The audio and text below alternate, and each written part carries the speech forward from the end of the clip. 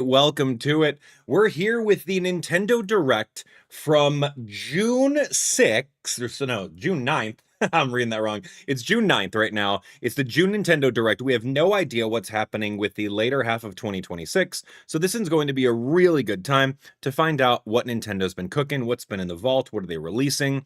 We're going to do all of that. So this entire stream is going to be broken up into 3 different parts. The first hour or so, I would say, like 50 minutes, we're going to be talking with the chat. So you guys can watch the live chat replay. You can see what everyone's chatting about. We're going to talk about you guys. We're going to do a little bingo card. We're going to try to get everything going with our different predictions. I'll shoot down some wild predictions. I'll egg on people for some other different kinds of predictions. Maybe we'll do some realistic predictions. Who knows? Let's chat about it. It's going to be a fun time. Okay, so at the the top of the hour, at about like 50 minutes in, you guys can look at the chapters on the bottom of the screen. We're going to do our reactions to the Nintendo Direct, which is going to be so fun. So that's going to be our live reactions. You guys can watch along with, which is super fun, and I appreciate you guys coming out to my stream and reacting along with me. You have a billion other streamers. You have Sleep that you guys can just sleep in and do that, or you can just watch it alone with your friends and family. But you guys chose to be here with me, and that is amazing. So I appreciate all of you guys for doing that. I really need your help right now. So that's great. Thanks. All right. And then lastly, actually not lastly, third, we're going to do an analysis. We're going to do an analysis of the Nintendo Direct and then like go through everything and just like talk about every little piece. So first part again is going to be the predictions at chat. Second part is going to be the reactions. The third part is going to be the analysis. Now, depending on how we're feeling after the analysis and after everything like that, number 4 is going to be Treehouse Live. I don't know. Maybe we'll go Treehouse Live. I'm not sure how we're feeling on that one. But yeah, Treehouse Live, they really just spend that like 50 minutes playing through the game. Watching them play through the game is going to be kind of cool, so I may like take a little snack break while we leave it on. So I'm kind of thinking, you tell me what you guys want to do and we'll go from there. So we should be good. We should be good. So yeah, welcome everyone. Good to see all of you guys here. Thanks for coming. I'm doing great. I've got my Pikmin hoodie on right now. It doesn't look like a Pikmin hoodie, but I assure you it definitely is. Nami, thank you so much for the gifted sub over on the Twitch side of things. Let's talk, huh? Oh, the video. Hey, what's up, dude? I was looking through my amiibo for you, dude, and I don't have the Poochie amiibo, but I have one of the Yarn Yoshi if you still need it. I should send you an email. Hey, man, I think you have the largest amiibo collection outside of me over here, but if you need anything, shoot me an email and I'll send you a picture of what I got. Thank you so much again for the super chat.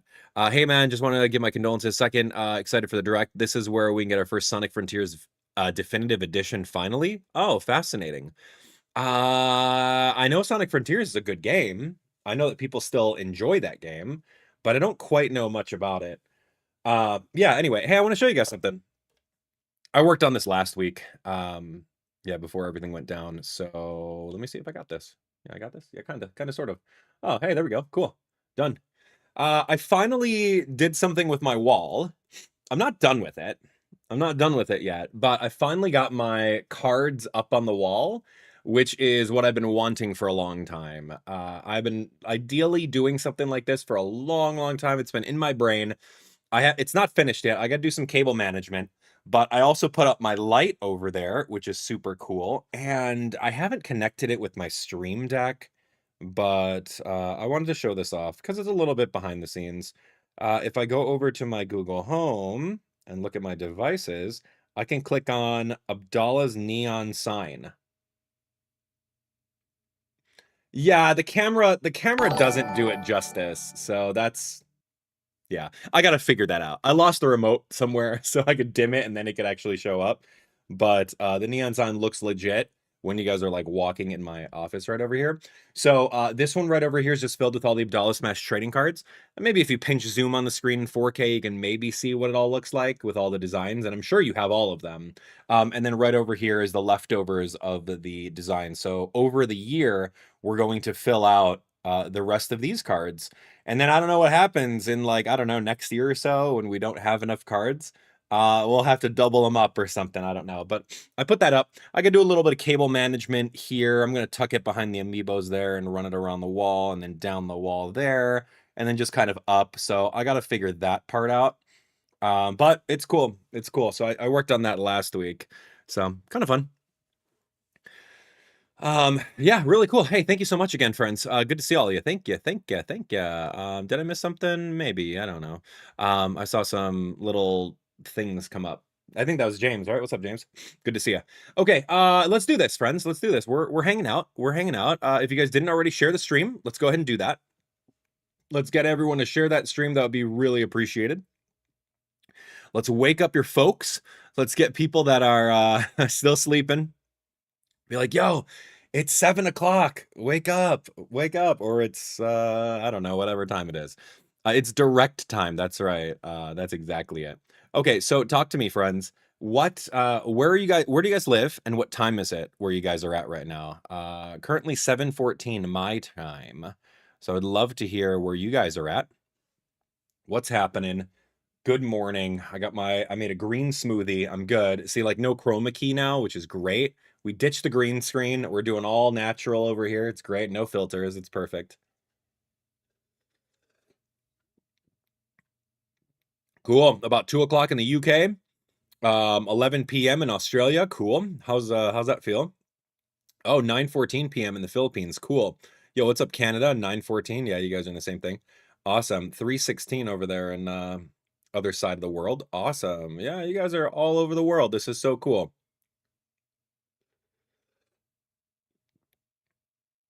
Netherlands. Yo, what's going on?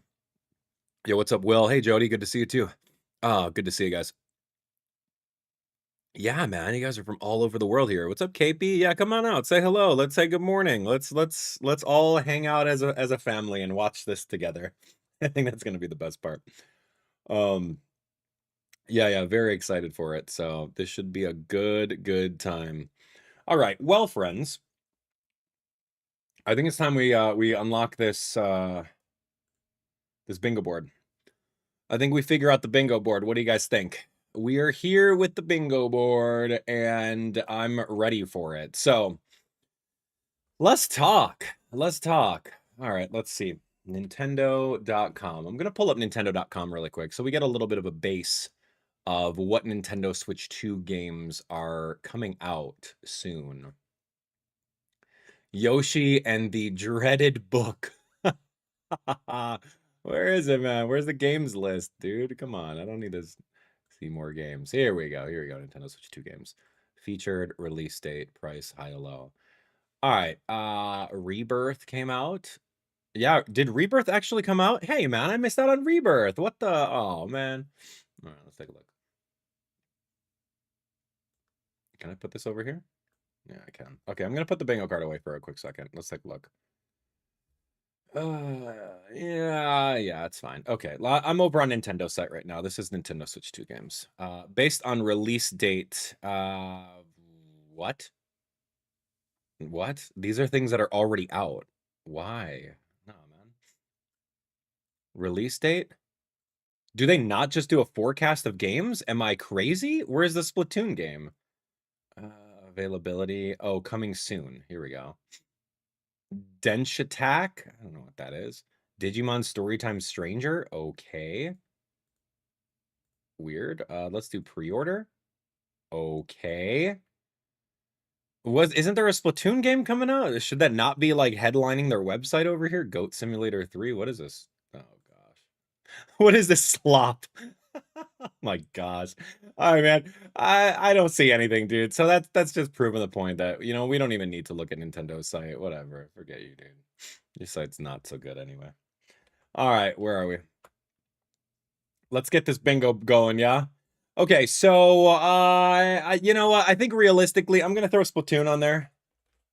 I'm gonna throw Splatoon Raiders. Realistically, that's a new game coming out.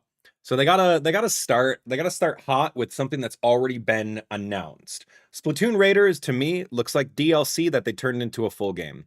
I don't like it when they do that. It looks like Splatoon 3 DLC. I'm not so excited for it. But I think that, I don't know, they'll try to make as much money as they can. They made a Splatoon 3 DLC, and I said, wait, don't release it as, $10 DLC or Switch 2 upgrade. Don't release it. No. Let's make it a full game and charge people $50 for it. That'll be way better, trust me. So I don't like that. I don't like it at all, but that's just based on what we've seen. So we're gonna get that in like what, August or something like that? I don't know.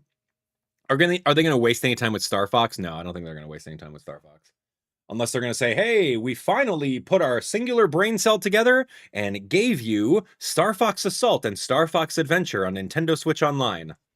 Wow, our singular brain cell. Nah, man. They don't know what they're doing over there. Let's Oh, we got some good ones. I don't know. I mean, I'm gonna throw over here. That they're gonna tease something on Nintendo Switch Online. That's pretty fair. It's pretty fair to say that they're gonna do something for Nintendo Switch Online. I kind of made it a point on my social media that Nintendo Switch 2's sell point of the GameCube Online, like, that sucks, right? We have like less than 10 games, and the system's been out for a year. So it's unfortunate that it was a sell point like, yeah, we got this old GameCube hardware and it can only run on Nintendo Switch 2. So give us your $500. Yeah, so that doesn't quite work out. It doesn't quite work out for us because we don't have at least 10 titles. It's drip feed, and all of the greatest hits on GameCube are still in the vault somewhere. And I get the whole concept of licensing and rights and this, that, and the other. But like, that's not my problem as a consumer. Bro, you said you'd give us the GameCube stuff, so let us have the GameCube stuff. What are you doing? So Nintendo Switch Online, I think they can say, hey, for the next 6 months, until 2026 is over, you can look forward to Super Mario Sunshine. I don't know. What is another good GameCube game that we haven't had? I'm looking at my personal list over here. Mario Kart Double Dash, right? We already have Wind Waker. Beautiful Joe. That's what, I don't know where that comes from in my brain, but we need something more than the 10 titles. I know the GameCube has a smaller library, so just hook us up with it, man. Hook us up. What's the problem? So we'll see. We'll see about that, man. I don't know. We'll see. Nintendo Switch Online, it's been an absolute failure right now. So I hope they really crank it up and give us a forecast of what we should be getting over here. I guess they gave us Donkey Kong on 64 online. Wow. Cool, dude. DK64. I love that game, right? No, dude, that game. Oh my gosh, man.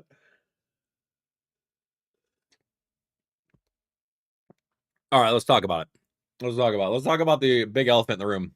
You guys are thinking that Ocarina of Time is going to be remade. We've been asking for that for the past 10 years, man. Ever since the 3DS version came out, when they was remade on the 3DS.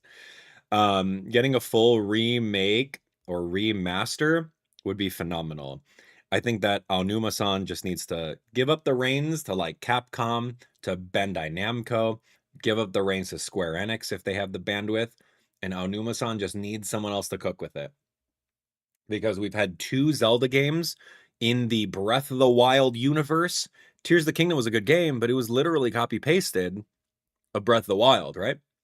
So it wasn't that new of a game outside of, the hand concept and you controlled the little things. So like we need to step away from that trash. Like, we're done with it. We've had that for 10 years. We're good. No more in the Breath of the Wild universe. We're done with it. So the next best thing would be trying to start something new. Doing an Ocarina of Time remake. I mean, we've been asking for it for a while, but how many times are you going to buy a remade game, right? Cool. I'll do it. I love Zelda Ocarina of Time. It's my favorite Zelda game of all time. If it's 1-to-1 remake, but like with new graphics, new characters, new quests, with new storylines and things like that, that's what I want. Like a remaster with extended content and like maybe some voice acting. That would be amazing. Whoever is developing Star Fox on Nintendo Switch 2, those are the people that need to do the Zelda game. I like Grezzo. Grezzo made the other remasters of Ocarina of Time. They made the Majora's Mask on 3DS. Those are great ports. Upscaled ports. Those were amazing. They did great. But like I want more if they're going to remake a game for a third time, right? Anyway. So if you guys want to do it, I'll do it. Let's do Zelda. I'll put it right over here. I'll put Zelda over Ocarina of Time towards the bottom. Because again, we've been asking for that like every Nintendo Direct. So it's one of those things where we watch a Nintendo Direct and we have to really be realistic about things. Unless you're okay with being completely let down when your hype and expectation doesn't come through, right? So that's why I'm doing like the more realistic ones on top right over this way, which is super fine. And then we'll go silly, wild A guesses on the bottom. We'll do the swag on the bottom where it's just like throw anything at the wall and like who cares, right? All right, friends, all of you guys in the comments, all of you guys that are here, thank you for coming, for starters. Talk to me. What am I missing? What am I missing with things that are actually announced and coming out this year? Do we need to hear about Final Fantasy, whatever the third one is in the trilogy? Do we have to hear about that? Fire Emblem we could hear about, get an actual... Do we have a release date for it? Fire Emblem is Fortune's Weave, right? Dude, that's a thing, right? No release date for Fire Emblem. So, you know what? Hey, we might get a release date for Fire Emblem. They might talk about it. And again, like Fire Emblem's not a system seller, right? Like, I love Fire Emblem. Some of you guys like Fire Emblem, but it's no Mario, it's no Zelda, it's no Pokemon, right? That's just not, it's not one of the big three, at least, it's not even the big 5 IPs. It's just a really solid niche that's like maybe teens and above, right? It's a teen and above kind of thing. And when Nintendo's a system for kids, people don't necessarily watch or pay attention to the Fire Emblem universe, right? They don't really do that. I love it. Whenever I stream it, it's a super, super small niche audience, and view counts are super low compared to all my other stuff. So like, I know exactly the audience for Fire Emblem, and it's not a Nintendo audience that's younger, right? So, am I gonna get it? Yeah. Am I gonna stream it? Of course. Am I excited for it? Heck yeah, I love it. We'll probably get a release date for it. We'll see. All right, here we go. Paige, thanks for the super chat, by the way. You're just excited to see more Star Fox? Me too. Me too. I'm gonna try to stream the Star Fox marathon. I have to. But we gotta finish Yoshi in that darn book, man. Oh gosh, that game. Oh my gosh. Whatever you do, if you're a Yoshi fan, man, if you're a Yoshi fan, do not, don't 100% that game. Trust me. Oh, it's crazy. We'll finish it. We'll finish it. Okay, friends, let's talk. Let's talk. What are we talking about? Now, remember, this is the second year of Nintendo Switch 2, and the only heavy hitters in Nintendo Switch 2's library right now is Mario Kart World, Donkey Kong Bonanza, and Pokemon Pokopia. Those are the only heavy hitters. Mario Kart World is only a heavy hitter just based on the Mario Kart name and branding. Donkey Kong Bonanza could have been a 3D Mario game, but it wasn't. And I think that the system would have sold a lot better if they just kept it a 3D Mario game. And then Pokemon Pokopia, it's kind of niche. It appeals to some of the Pokemon fans, but not quite. It appeals to the Minecraft fans, but not quite. It appeals to the Animal Crossing fans, but not quite. So it's all there. Like, those are great games. Those are 3, but like, you got an entire year of games, and am I only seeing 3 of them that's coming to the forefront of my mind over this way? I'm trying to look at my files over here. My memory's not the best, so I'm trying to see what else we played this year. Tomodachi Life, I wouldn't even throw that in the same sentence as Nintendo Switch 2 titles. Zeta A was also on Switch 1. Fire Red was a remake. Pokemon Champions is free to play. Pragmata's third party.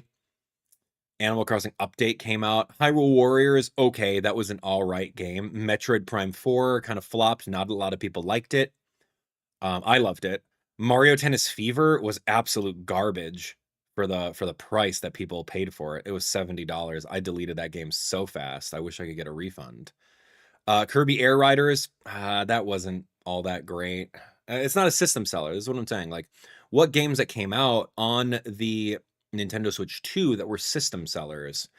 And you can really only say that with Pokemon Pokopia, Mario Kart World it's bundled with, and then Donkey Kong if you care about that. So yeah, I'm looking at the games that did come out, and that's kind of how I feel about the lineup.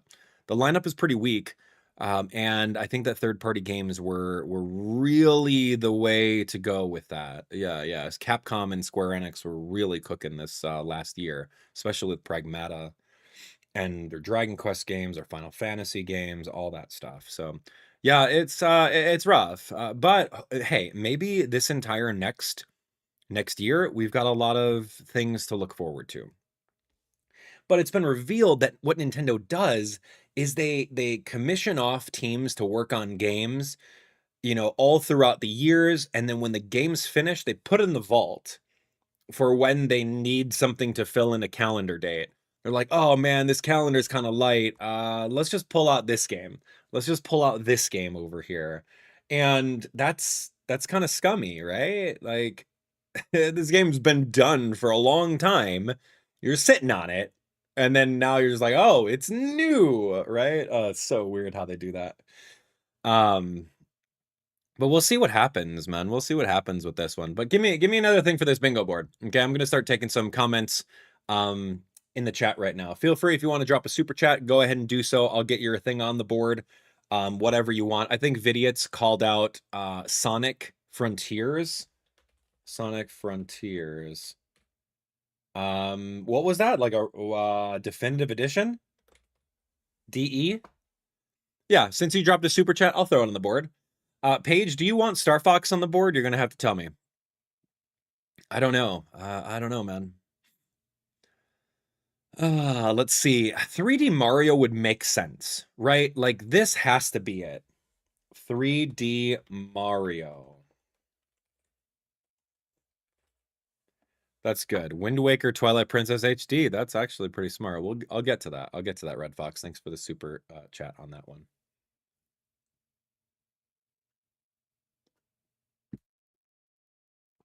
Okay. That's really good. I love that. 3D Mario, that's the thing, man. They said, okay, at the very beginning before Switch 2 came out, what is going to be our title? What's going to be our launch title? Thanks, Thomas. You're awesome. Thanks for the super chat. They said, what's going to be our launch title? They said the most popular game that all families are going to play is Mario Kart. Let's just launch with Mario Kart. Cool, great. But what's our second launch title? Well, we got the team over at Mario Odyssey. All those devs have been, messing around with the new Mario game. But what do you think about Donkey Kong? Donkey Kong's popular in the first movie. We can bring him back. Oh my gosh. They're like, well, it's the Mario Odyssey team, so why don't we just do a 3D Mario game? Well, we already did Mario Kart World. Isn't that too much Mario? I'm like, yeah, I guess you're right. I guess let's just slap the Donkey Kong skin on it, tweak it to Donkey Kong, and go from there. So history was weird at that point in time, I think. I think it would have been better off if there was a 3D Mario, because Mario is the brand mascot, and you can't go wrong with an actual 3D Mario game and a kart racer, right? You can't go wrong with that. That's not too much Mario. So yeah, history was really weird on it.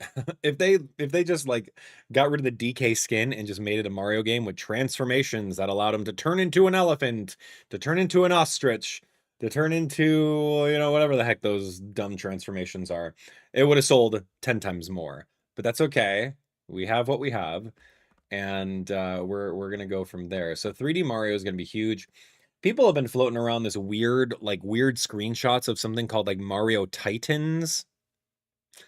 The sad thing is this day and age that we're in right now for 2026, you can make up fake leaks in order to gain clout from your social media supporters. You could just you could type into ChatGPT or Gemini, make me leaked footage of a new Mario game, come up with a title, and make it look convincing. and then like the output is going to be there with AI. They're going to be able to do something like that. So a lot of people were talking about this, like Mario Titans thing is AI and stuff like that. It's just a sad time that we live in, that, you know, those things are a reality. I don't like this timeline at all. I think it's very sad. But you know, that's how things are. So 3D Mario, it's if we need, the theme of this entire Nintendo Direct, sorry friends, is we need another system seller for the holidays, right? So with that being said, I'm just gonna say the system's been out. Oh, that's tough. I'll chat about it. There's a new Switch 2 LE limited edition with the design. I'm gonna put that on there. Let me continue that train of thought. Here's Nintendo's goal.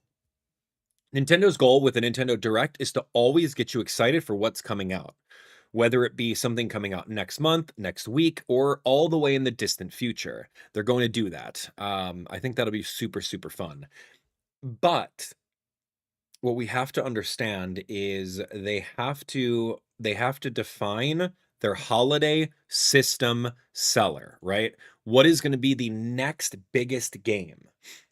What is going to be in everyone's carts and everyone's wish list coming around the holiday season? What's that holiday game going to be, right?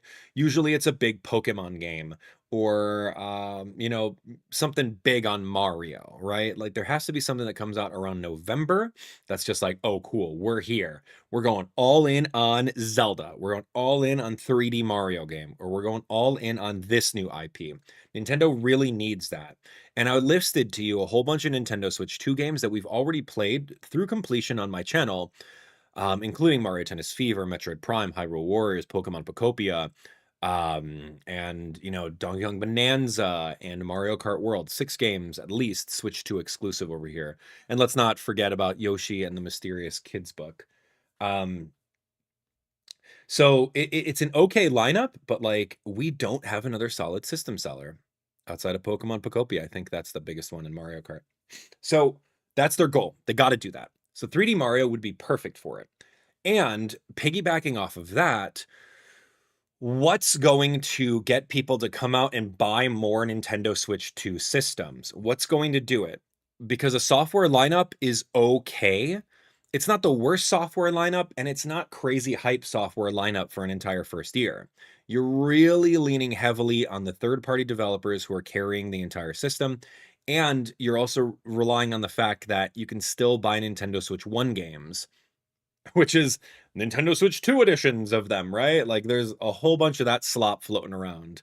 That doesn't count as like a brand new game exclusively for the system. So how do we get people to buy more Switch 2s that are literally collecting dust on the shelves? Because remember, when Switch 2 came out, it was manufactured scarcity. 100% it was. It was manufactured scarcity. They didn't flood the market with all of them. They held a lot back and did like slow little trickles and waves so that you can think in your mind, oh, I need to get a Switch 2 because they're sold out of it. And Switch 1 was just so good. The next one has to be even better, right? So we fall into that trap. So now you have 2 options over here. Either they're still sitting on a whole bunch of dust collecting Switch 2s that they're trying to repurpose into new bundles now. You know, we've seen that with a Pokemon Pokopia bundle, and that's the exact same thing that I'm talking about. That validates my theory 100%. They take the boxes of the Nintendo Switch 2 that have been collecting dust on the shelves, and they slap a sticker on it, and then they squeeze in a little digital download code, just like that. Here we go. And now it's a new thing, right? When they didn't have to manufacture a new box, they didn't have to manufacture new inserts, no new controllers, no new this, no new that. Like it's all just there, and then they're just like, sell it. It's like, what are we gonna do to get this thing to not collect dust? How do we put this into someone's cart? Oh, how about this? Well, let's just add in like a little game, a DLC, and call it a bundle, right? No, that's garbage. And that really shows that Nintendo Switch 2 isn't selling as well as what people think based off of Switch 2 alone. Switch 2 is a piggybacker. It rides on the coattails of the success of Switch 1. It's not the best system out there by all means. but it's riding on the coattails hardcore. Hardcore. You loved Switch for 10 years. Now here's the next one. Oh, cool. Well, it's got a great reputation. I'm just going to buy it. And then when you come out over here and you see there's like 1 or 2 games for it, like that sucks. Sorry. I'm just a realist about it. But anyway, so what do we do? What do we do with that? So we either we're sitting on a whole bunch of Nintendo Switch 2s that are collecting dust.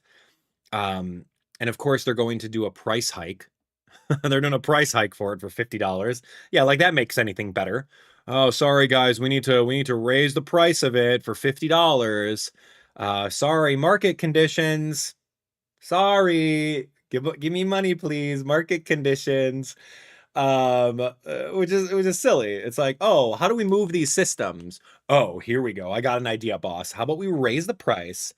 But we announce that we're going to raise it at a later time. So it'll get people really anxious and want to buy it before the price hike. Oh, genius, dude. That's great. That's great marketing.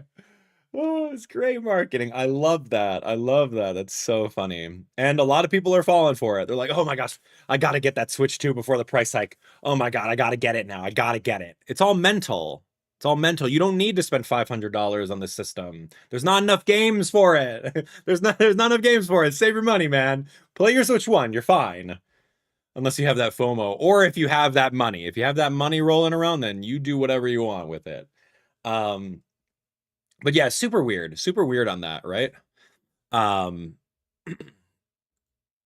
But it's a pretty crazy concept if you think about it. It's all mental, man. It's like you could say the Nintendo Switch 2 is $1 million right now, but only for this next month it'll be 500. And you're like, oh my gosh, it used to be $1 million. Like I gotta get it right now, right? I gotta do it.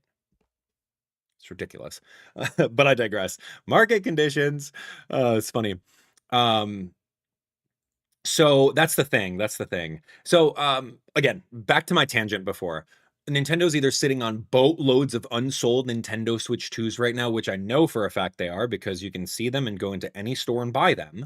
It's not that crazy as hotcakes that people are buying them off the charts. So they're gonna eventually repackage that into another weird bundle, a low effort bundle. Or hear me out on this one, which is very, very, you know what? I'm actually gonna, I don't think this is possible. Now that I'm thinking this out, it's not gonna happen. I'm putting this down here. I don't think they're gonna do that. They had an opportunity to, in the first year, to make a couple different bundles, right? They could have done a Donkey Kong bundle, they could have done a Pokemon Pokopia bundle. They could have done an Animal Crossing bundle with the update that happened. They could have done a lot of that. And if you look at the history of Nintendo Switch, yes, Nintendo Switch within their first year, I don't think they came out with any special limited edition Nintendo Switches. They didn't. Okay, cool. But that doesn't mean that that's the pattern going forward, right? If you're sitting on these Switches, you got to make some cool ones. But remember, you would have to do more marketing, more SKUs and UPCs, and you may have to manufacture, you know, new skins for it and a whole bunch of work for a Nintendo Switch 2 that is already struggling to sell at that price point. So making a brand new limited edition Monster Hunter variant of Nintendo Switch 2, or a Donkey Kong Bonanza variant, or a Pokemon Pokopia with like little Ditto and Joy-Con controllers that are more than just an inner outline of a color, which is so low effort. Like to really reformulate that Switch 2 into something that, you know, would be a limited edition console like we've had on Switch. You know, if we have a new Zelda, do like a golden embroidered dock, you know, with the Joy-Con controllers with the golden Hyrule symbols, you know, like we've had before. Like that's what we need. But that takes a lot more manufacturing. And I don't know how manufacturing is going on Nintendo's side with market conditions and AI using up all the RAM and all the chips and all that other stuff. I don't know how things are going with that. So their easy button that they're going to press is going to be like, all right, let's just pull some of these Nintendo Switch 2s that are collecting dust off the shelf, you know, ship them all back to us. We'll take the parts out and we'll just put them in a new box. And here's a download code for a game and reship it out. I think that's what they're going to do. That's not what I want. I think that's realistic. Because trust me, every new game that comes out, you better believe the new 3D Mario, there better be a Nintendo Switch 2 bundle with it. If there's a new Zelda that comes out, there better be a Nintendo Switch 2 bundle with it, and not just a low effort, half a download code in the box. Like, that's absolute trash. And you can tell that Nintendo is really trying to penny pinch on that.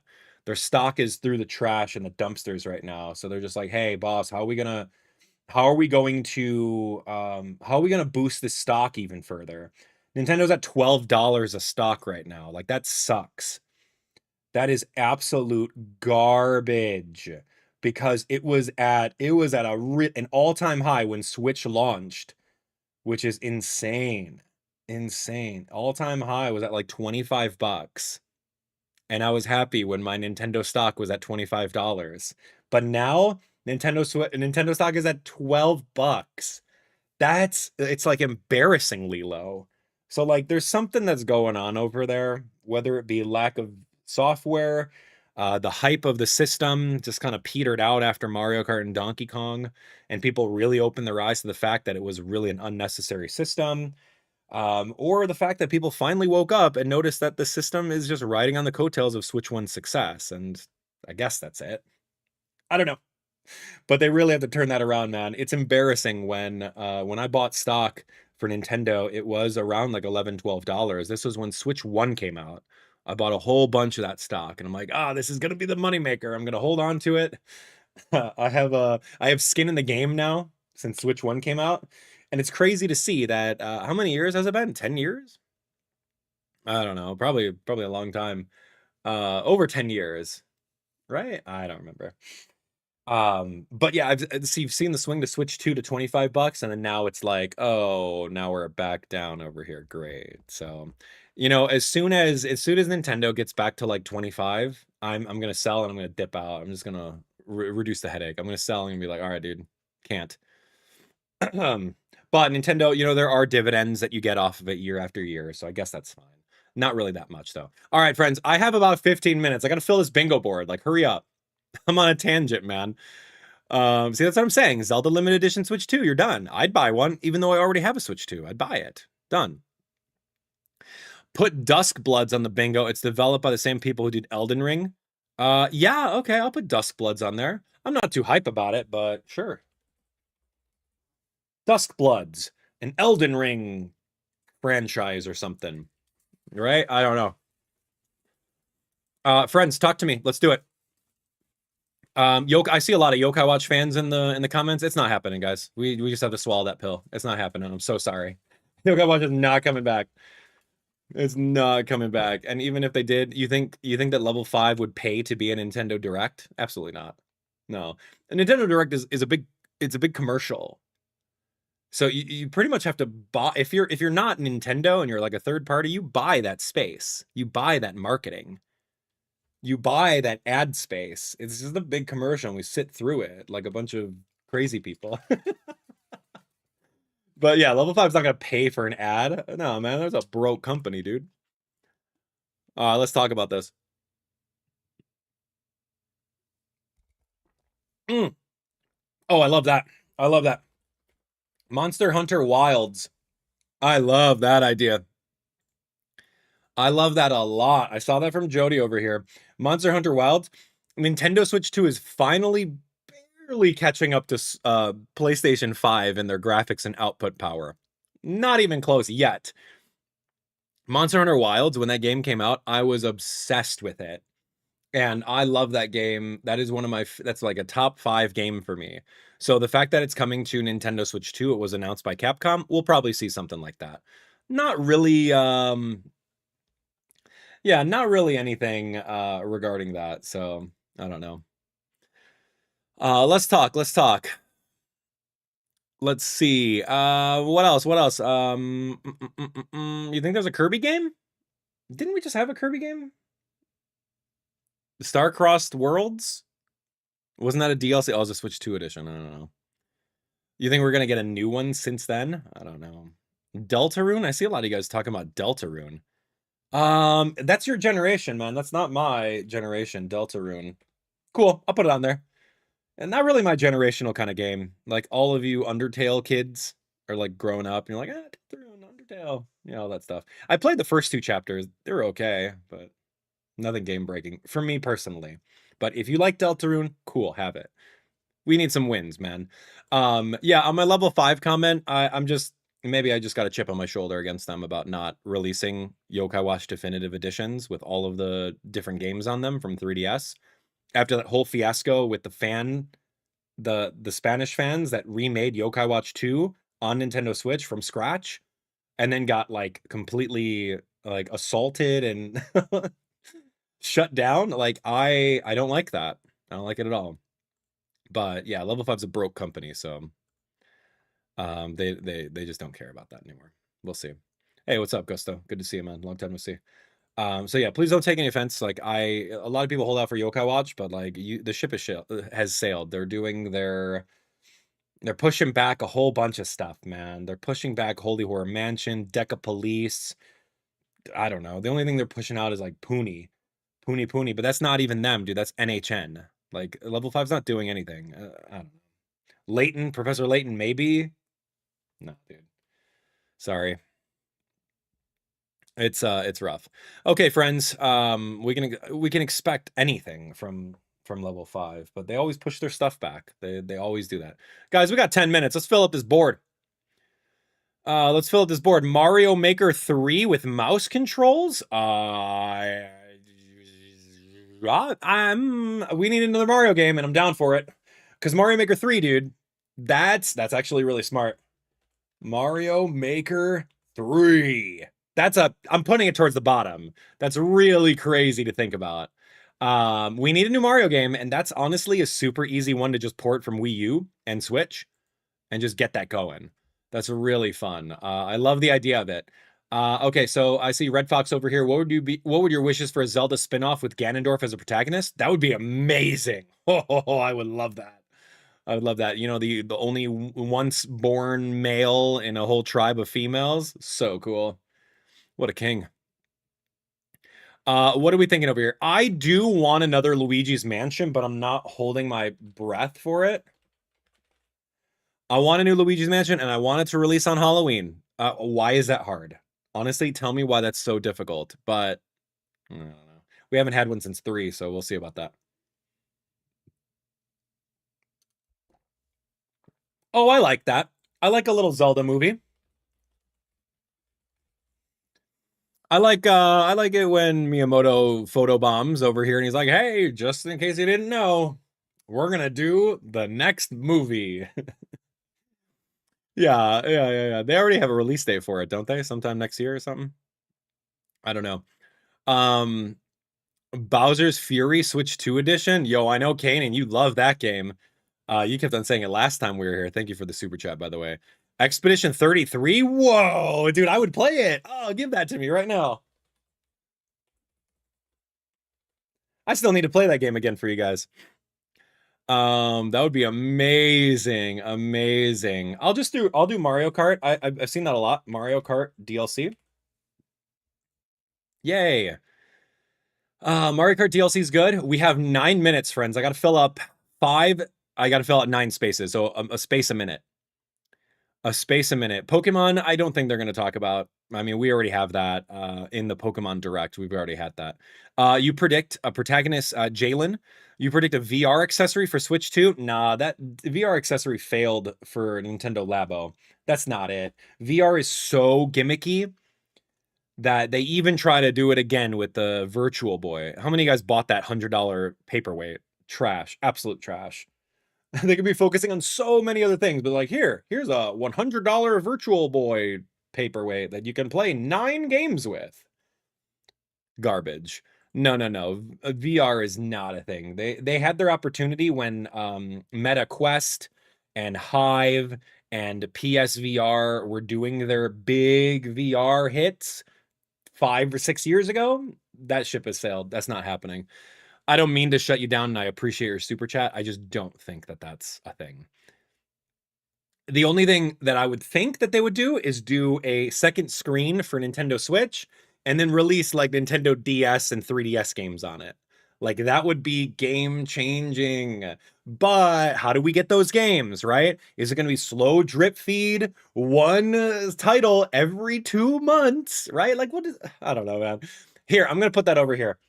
Second switch to screen accessory. I'm going to put that on the silly wild A guess right there on the very bottom. All right, friends, hit me. Hit me. Let's go. What are we thinking here? Oh, dude, I want a new Pikmin. That's why I wore my Pikmin hoodie today. I want that. I want that. Hey, cool. Yo, Noirad, you got that Mario Kart sweater. Cool. I'm glad that I'm glad that arrived, Noirad. If that NES hoodie goes on sale, dude, that is an iconic hoodie, man. I would probably sell that for like $1,000. So I don't know what you have on I don't know what you have in your bank account. Maybe I put that on. What do you think they'll release around GTA? Oh, dude, Nintendo's cooked if they don't have GTA on the system. Nintendo's absolutely cooked, Nami. Thank you. Wind Waker and Twilight Princess HD. Finally.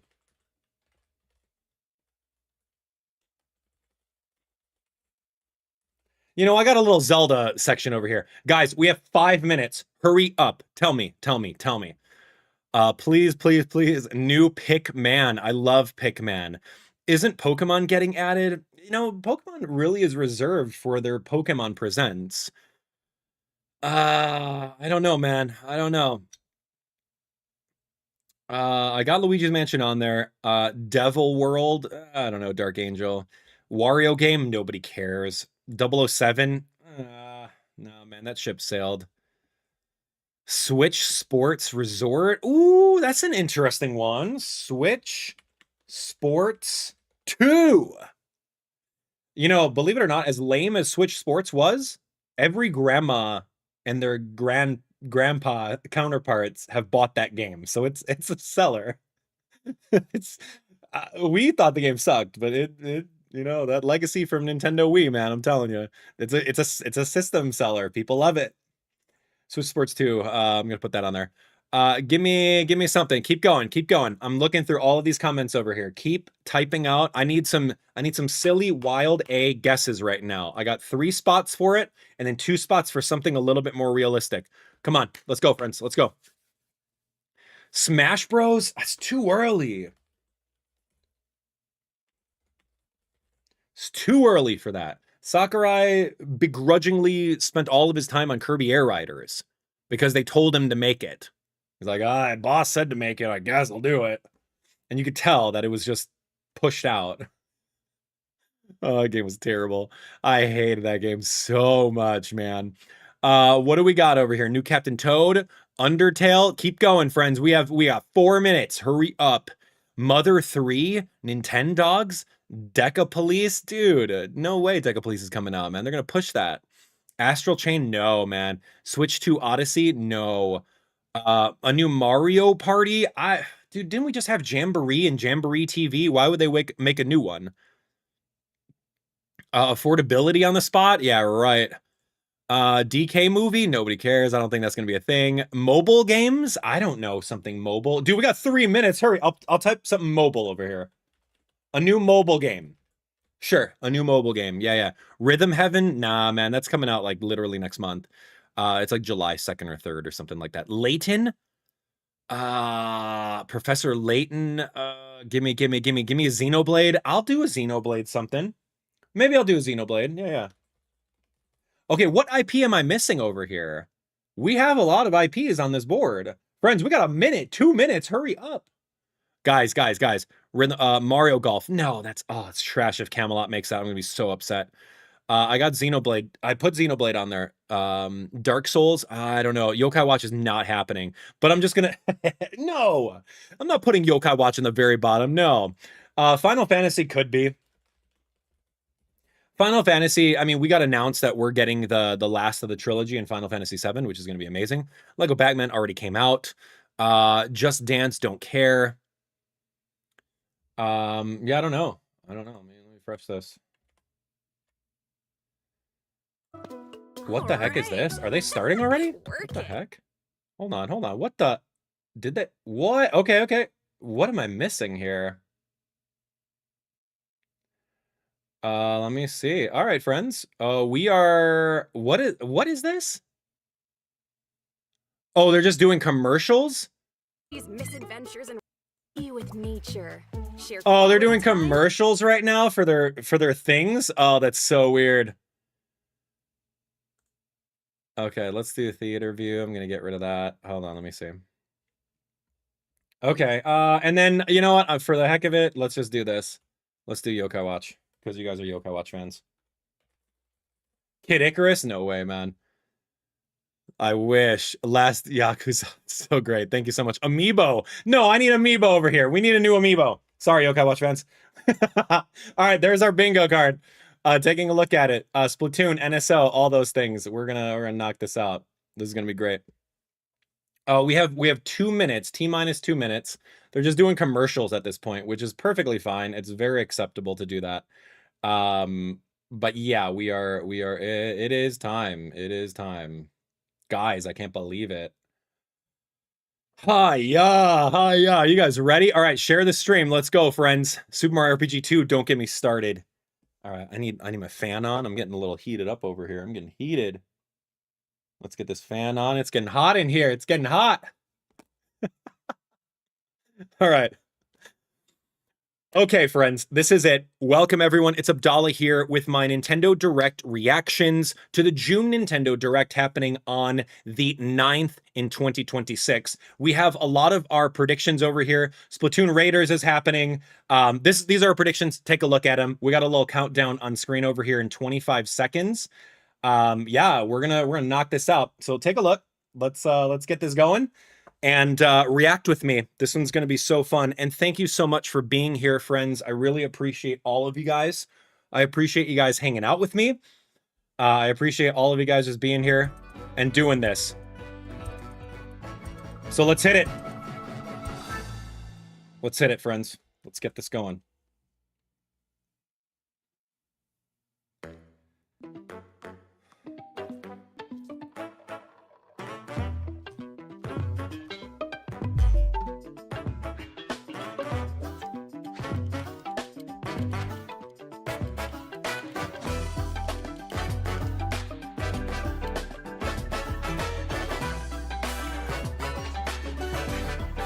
Okay, friends. We're totally here. Hello, everyone. I'm Yoshiaki Koizumi, and I'll be your guide for today's Nintendo Direct. Let me know if this is sounding okay. Give me thumbs up in the chat. Here's a game that's coming to the Nintendo Switch system. Nintendo Switch 1 game. Nice! Take a look at this.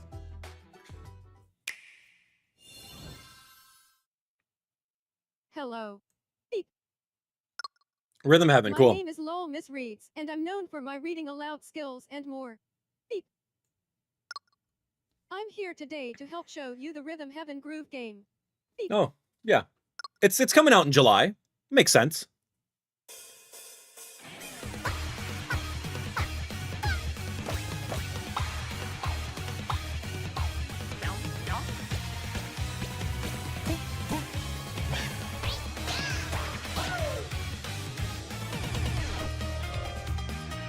Rhythm Heaven Groove. I'm excited for this. We're going to play the old Rhythm Heaven games on my channel before this game comes out. And we're going to play through this. It's going to be super fun. Pretty simple. Just get into the groove and press the correct button. That's all there is to it. But it's not always the same rhythm. Listen carefully to the beat. Find your flow, and you'll be able to feel the rhythm. 2, 3, 4, now. 2, 3, now. 2, now. 2, 3, now. Over 80 all-new rhythm games are included. And as you play through the game, you can unlock different modes. For example, The kingdom's everlasting peace rests on your shoulders. Finally, you're awake. go forth, magician, I can't lose. and use the magical power of rhythm to beat Oh, this is cool. monsters. Cast a fire spell with B-A. B-A. Okay. And a healing spell with B down A. B down A. Like that. So you really want to fight, huh? What spells will strike a chord against the foes you face? Groove on and tip the scales to victory. It's time for the Who's Got Rhythm quiz show. Plus, there are even more rhythm games in the lineup. Enjoy all of this while playing solo. And Dan, Emily, Leo, Sarah. We're under attack. Beep. up to 4 players can enjoy dedicated rhythm games. Note the timing and block the arrows. Grab the snack at exactly 3 o'clock. Beep. Or aim for 3 o'clock on the dot. Emily got the snack. There are over 30 cooperative and competitive games to play. Get into the groove solo That's so cute. or with friends when Rhythm Heaven Groove hits the Nintendo Switch system July 2nd. We'll play it. Pre-orders are available now on Nintendo eShop. We'll play it. That was Rhythm Heaven Groove for Nintendo Switch. You'll also be able to play it on the Nintendo Switch 2 system. Please wait just a little longer for its release. The release has been announced From here, months ago. we'll introduce games coming to Nintendo Switch 2, Okay, thank you. including some games that will also be available on Nintendo Switch. Great. Let's begin with some headlines. Cool. Master the Oh, way of the Onimusha. sword. Capcom, man. They're doing the work. Let's see your best tonight. Onimusha, Way of the Sword. A I should new get this entry in game. the Sword Play Action series is slashing onto Nintendo Switch 2. I love this. Edo-era Kyoto has been overrun by monsters known as Genma. Now, Miyamoto Musashi must prove himself beyond measure. Parry, I love it. deflect, Yes, and please. the powerful counterattack Isen. Master these techniques to strike down the enemies in your path. Oni armaments are also at your disposal to turn the tides of battle. You can even use Joy-Con 2 motion controls to intuitively slay Genma. We won't do that. As fates intertwine, will you cut down those that stand in your way? Capcom. Onimusha, Way of the Sword launches on Nintendo Switch 2 Good. September 25th. I played the demo. Pre-orders begin later today on Nintendo eShop. I played the demo of that behind the scenes at Capcom. Your It was really fun. unwritten epic begins. What's this? Dragon's Dogma 2 Dark Arisen is Oh, heading cool. to Nintendo Switch 2. You are the Arisen, a hero burdened with the fate of slaying the dragon who has taken your heart. In this expanded version of Dragon's Dogma 2, explore the new land of Norgan. I don't Seek know out much about this. Then appraise them to reveal new weapons, armor, or skills. With these arms at the ready, take down powerful monsters in this single-player action RPG adventure. From a fighter specializing in close-range combat to a mage skilled in spell casting, choose the vocation that fits your playstyle. Plus, you can lead up to 3 pawns, custom companions who act on their own. When taking on massive monsters, you can climb them to strike their weak points. What? Fighting alongside your pawns is key to victory. What? In a world between dark and light, embark on an adventure and tell a tale all your own. What fate awaits the Arisen and their pawns? Dragon's Dogma 2 Dark Arisen launches on Nintendo Switch 2 October 9th. That looks cool. How come I never played any of those Otherworldly endeavors games? await in these games. Dude, it looks like Monster Hunter. And I love Has that. been driven to the brink of annihilation by mysterious life forms called the Stellar Ninjala. Blade. Now, Wow. join Eve on her mission to save humanity and reclaim the planet. Engage in high-speed combat that focuses on timing. Then find your opening and strike. Defeat enemies to acquire new skills. Then strategically deploy them to fit the situation. Can you save humanity and reclaim Earth for humankind? Stellar Blade launches on Nintendo Switch 2 this year. That's cool. That's old news, though. Blast That game's been off out. in the two-player co-op adventure Orbitals. Protect your home in an expedition across the galaxy. There are many interstellar areas to explore. Melt ice to make a path. Activate devices in time with the beat. That looks cute. Escape from incoming enemies and more. Brave the dangers ahead in your voyage through the stars.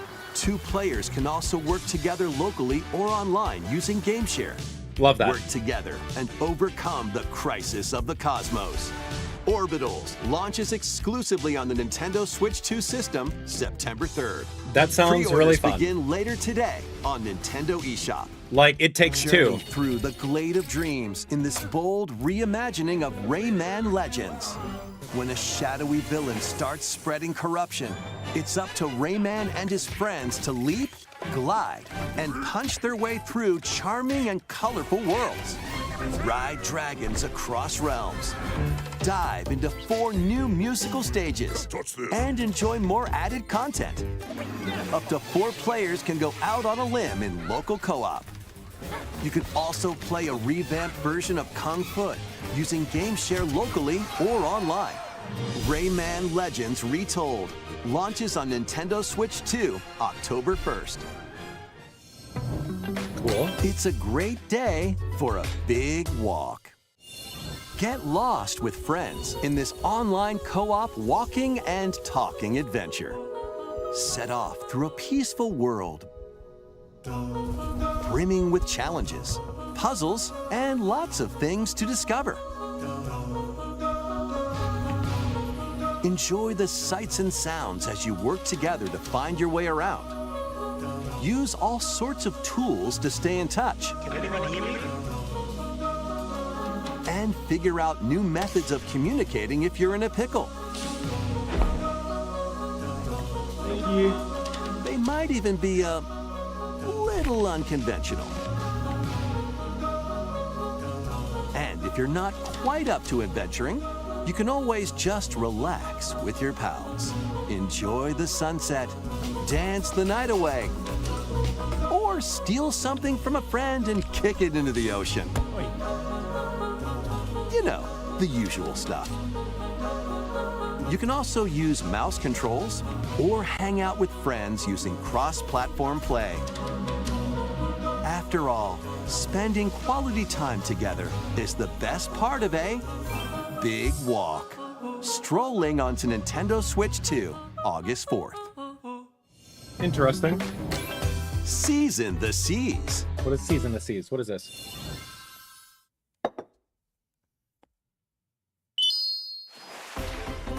Build your very own floating restaurant with the Straw Hat crew. Cook up recipes with Sanji. Craft the menu. Decorate it to your liking. Then serve your customers as you run the restaurant. By searching for and collecting ingredients, you'll expand your menu offerings. Use devil fruit abilities to prepare piping hot steaks. Or whip up tongue-tingling tauntaun noodles. You can make all sorts of delicious dishes. Spend in-game money to change up the restaurant's interior and expand it to attract even more customers. Over 400 characters from the One Piece series will appear. Mouse controls are also supported on Nintendo Switch 2. Get ready for a feast of epic proportions in One Piece Grand Gourmet, sailing onto the Nintendo Switch 2 and Nintendo Switch systems October 23rd. Cool.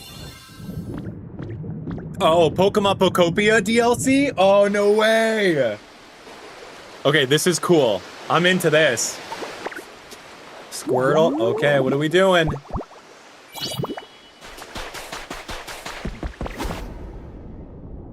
Well, you know, we never did go underwater in this game.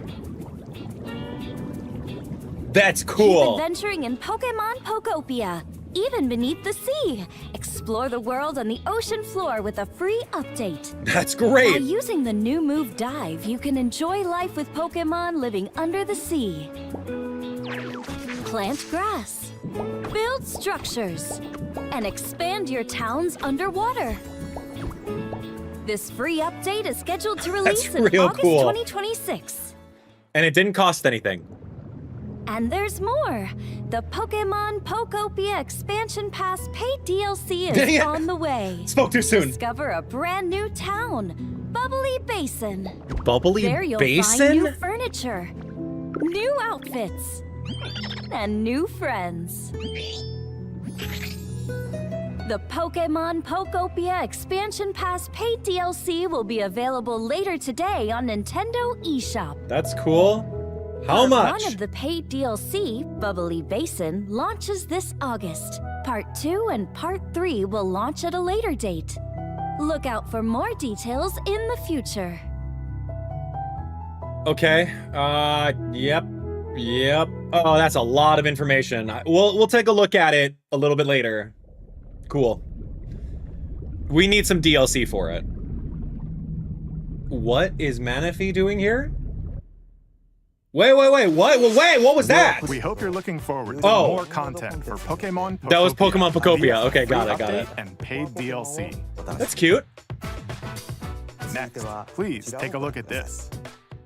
That's a win. We needed that. The game was starting to get stale, so they caught it at the right time. This is the Dagdan Empire, a Dagdan. prosperous land ruled by the gods.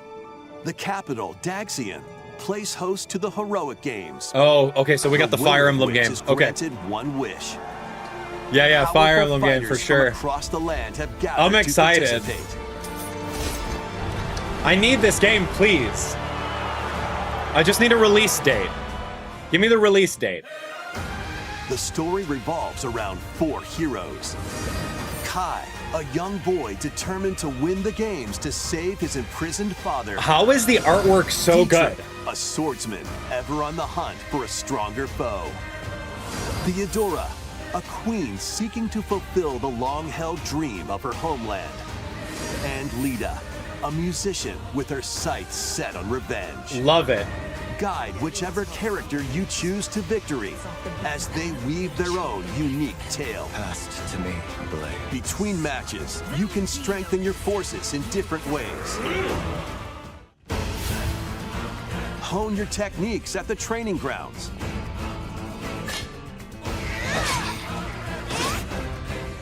On an ostrich? Recruit new allies. Or travel beyond Daxian's walls to gain experience. Did you see that map? How you spend your free time is up to you. Dude. Combat takes the form of turn-based tactical battles. Consider your weapon's range and your unit's strengths on the battlefield. Plus, each of the 4 main characters comes with their own special techniques. By using these techniques to the fullest, you might Splash turn damage? the tide of Whoa! battle. Rejoice with me at the advent of the underworld. You look upon the Promised One, who will route you here and guide the living to salvation. How did it feel to upheave the world? Whoa. Begone from us, the darkest dark.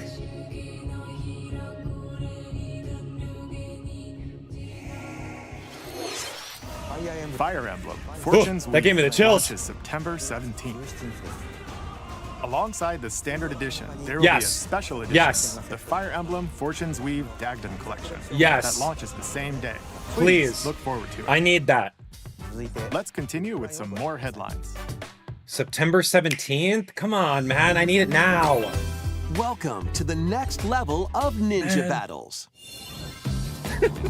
What's this, Ninjala? What are we playing here? No, man. Give me more Fortune Weave, man. The first part of Ninjala 2 is sneaking onto Nintendo Switch 2. Ninjala. Sorry, I thought it was Ninjala. After accidentally breaking a forbidden seal, you're stranded on an uncharted planet. Overcome the dangers lurking here to safely return to Earth in this open-world action-adventure. Use Ninja Gum to freely traverse this vast world in search of clues to get back home. You can also blow a bubble to float in the air. Defeat enemies blocking your path with weapons crafted from Ninja Gum. You can even summon buddies with Gum Ninjutsu to unleash powerful attacks. Additionally, up to 4 ninja can team up in local or online multiplayer to chew through tough battles. The first part of Ninjala 2, The Uncharted Planet, launches exclusively on the Nintendo Switch 2 system next spring. Wait, next spring? The DK Challenge barrels in. Who cares about next spring? Coming to Nintendo Switch Online on Nintendo Switch 2. The What? limited time DK Challenge event. What? Take on challenges across many Donkey Kong games available with Nintendo Classics. By completing them, you can earn and enjoy collectible digital challenge cards. And if you have Donkey Kong Bonanza, you can attempt even more challenges.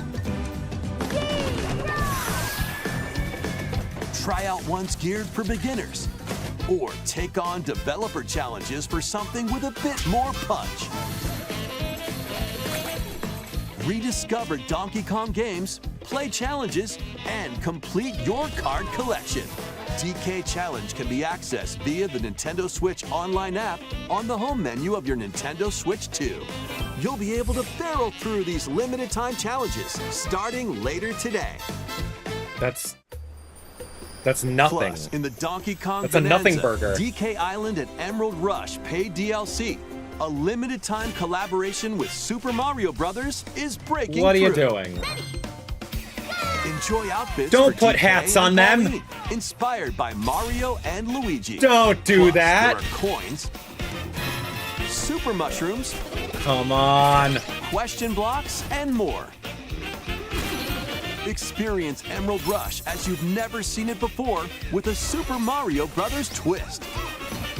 This limited time collaboration event will be held in 4 waves, with the first wave beginning later today.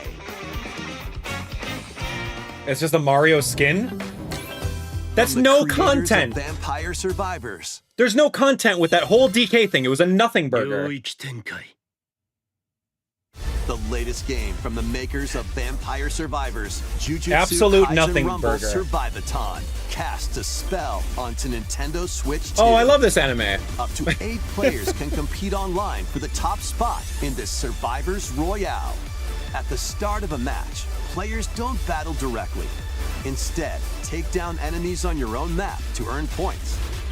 Each time you earn 100 points, you can add a rule to your run, including ones that hinder other players. The match culminates in a head-to-head final battle between the top 2 players. Who will be the final survivor? More than 20 characters from the Jujutsu Kaisen series appear. Characters can be unlocked just by playing. Battle online with players near and far, or go it alone against computer-controlled opponents. Exorcise curses, dominate rivals, and rise to the top. Jujutsu Kaisen Rumble Survivaton launches on Nintendo Switch 2 this year. I love JJK, but like, the Are you artwork up on for that the looks challenge weird. in these games? Brutal, unforgiving battles storm onto Nintendo Switch 2. In a forsaken world, a looming darkness devours all in its path. Now, only one kingdom endures. Defy the will of the gods to save what remains of humanity. Master brutal melee combat, devastating sorceries, and lethal ranged attacks. Is this the Duskbloods Test your game? mettle against towering abominations on your journey across the Did I miss realms this? of the living and the dead. A hero must rise for a god to fall. Lords of the Fallen No. 2 launches on Nintendo Okay. Switch 2 this fall. Looks very Elden Ring to me. No idea. Enter a darkly elegant world based on the story of Pinocchio in Lies of P. In a city under siege, you must fight rampaging mechanical puppets and seek the cause of this upheaval while confronting your own humanity. Take on enemies using customizable weapons and prosthetic arms that allow you to swap between different abilities. But know this, the lies you tell will alter your fate.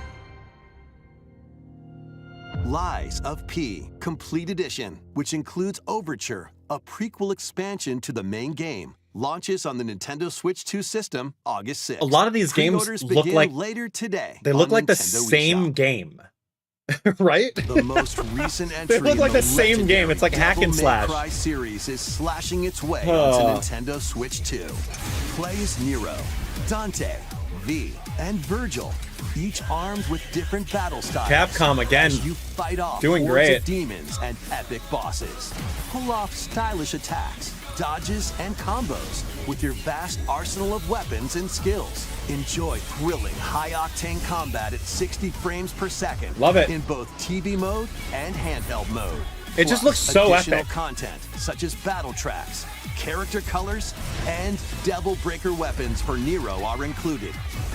Devil May Cry 5 Devil Hunter Edition launches on Nintendo Switch 2 June You know, 23rd. I love Capcom. I've never Pre-orders played. begin later today. on I've never played Nintendo DMC. eShop.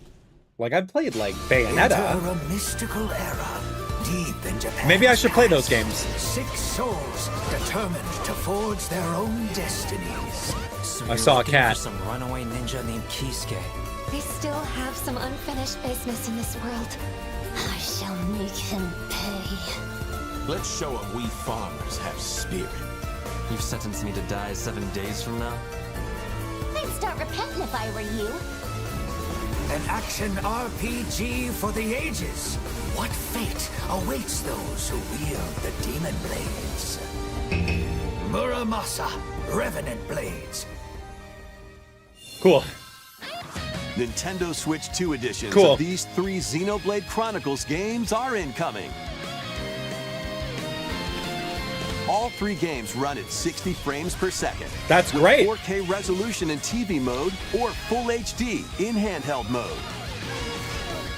This is a series you gotta play. In-game cutscenes also have enhanced resolution and frame rate. Oh, Fiora. Not only that, I just got done playing through all of Xenoblade 1. but you can travel Thank on you. a high-speed vehicle in the first game. Oh, we need that. First game travel was Control rough. blades to fight mercenary squad battles in the second. And put your strength to the test against waves of enemies in the third. There's also a variety of other content added to each of the 3 games. Cool. More details will be revealed at a later date. That's great. Awesome. The digital version of Xenoblade Chronicles Definitive Edition, Nintendo Switch 2 Edition, and the Upgrade Pack will be available later today. How much is it? The physical version launches on July 30th. The Nintendo Switch 2 editions of Xenoblade Chronicles 2 and Xenoblade Chronicles 3 will be available on the dates shown on screen. Are they free upgrades? 3 Xenoblade Chronicles games are getting Nintendo Switch 2 editions. But that's good. Those are amazing games. New features will be added to each title, so we hope you'll check them out. And a new story in the Xenoblade series is about to begin. No way. Here are some early moments from the game. A 4th Xenoblade. Is that right? アニマは世界の源であった。水も火も風も世界を構成するそのすべては大地を流れるアニマが形を変えたものだった。そして戦いを決するのはいつもアニマとその力を自在に振るう騎士だった。この剣の名に恥じぬよう精進します。ここがリューコス。その石はアニマ小石。騎士の力を増幅させるだけでなく、そのものの行動や思いも刻みます。これからのあなたの学院生活のすべてがその意志と共にあると思ってください。今日の訓練は実戦を想定してのものだ。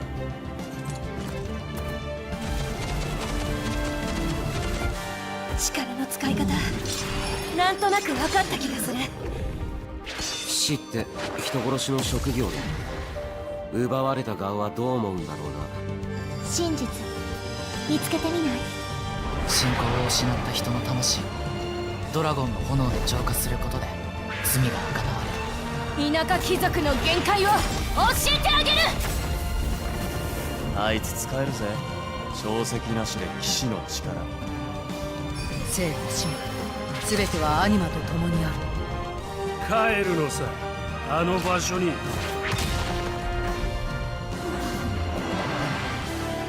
さあ始まるわよ。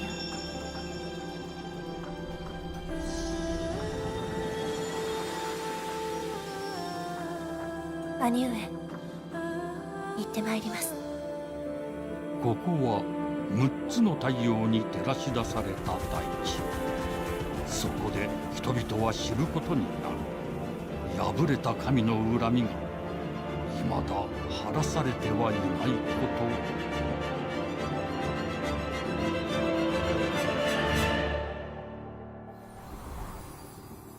Cool. Monolith Soft is one of the best devs forever. 2027. Cool. Whatever. That's great.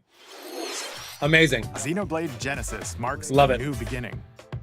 What kind of story do you think will be told? Please look forward to future updates. Next. Oh, is this the Switch Sports 2 that we predicted? No. Welcome to Woohoo Island, home to all kinds of sports. Coming to Nintendo Switch 2. Switch Sports Nintendo Resort? Switch Sports Resort. There's no the latest way. game in the series. Oh my gosh, Use no the way. Joy-Con 2 controllers as rackets. Yes. Oh, dude, this is good. Oh, no way. There are 12 sports to choose from. 12 all with sports? intuitive motion controls. Yeah, Let's right. go over them. Punch, guard, counter, and outmaneuver for the knockout in boxing. Dude, let's go. Let's play ARMS, man. Make quick shots to keep your opponent on their toes. In table tennis. And smash it. Aim for Archery the center of the target is and let always that the arrow best. Fly. In archery. Enjoy rallies with different types of shots in tennis. Oh, this is legit, man. Smash that. Bump. Bump set spike. Set. And spike. Go, go, in go. Volleyball. Okay. Roll the ball straight or give it a spin to strike big. In bowling. Dribble, Reused. Pass. And shoot to score in basketball. Adjust your shot's power, then swing your Reused. club in golf. Okay, I'm actually Battle pumped with for this. one thumb, then Thumb hand your opponent a wrestling. defeat in thumb wrestling. Ride through Yes. the course using mouse controls. Oh, in dude. skateboarding. Yeah, man. Steer with handles and coast along the waves. in It's so power cool. cruising. Tilt the controller and you get to around fly the freely plane. in prop plane. So cool. Plus, you can warm up for these sports with jump rope. You can create and play as a sportsmate or me character. A me character, baby.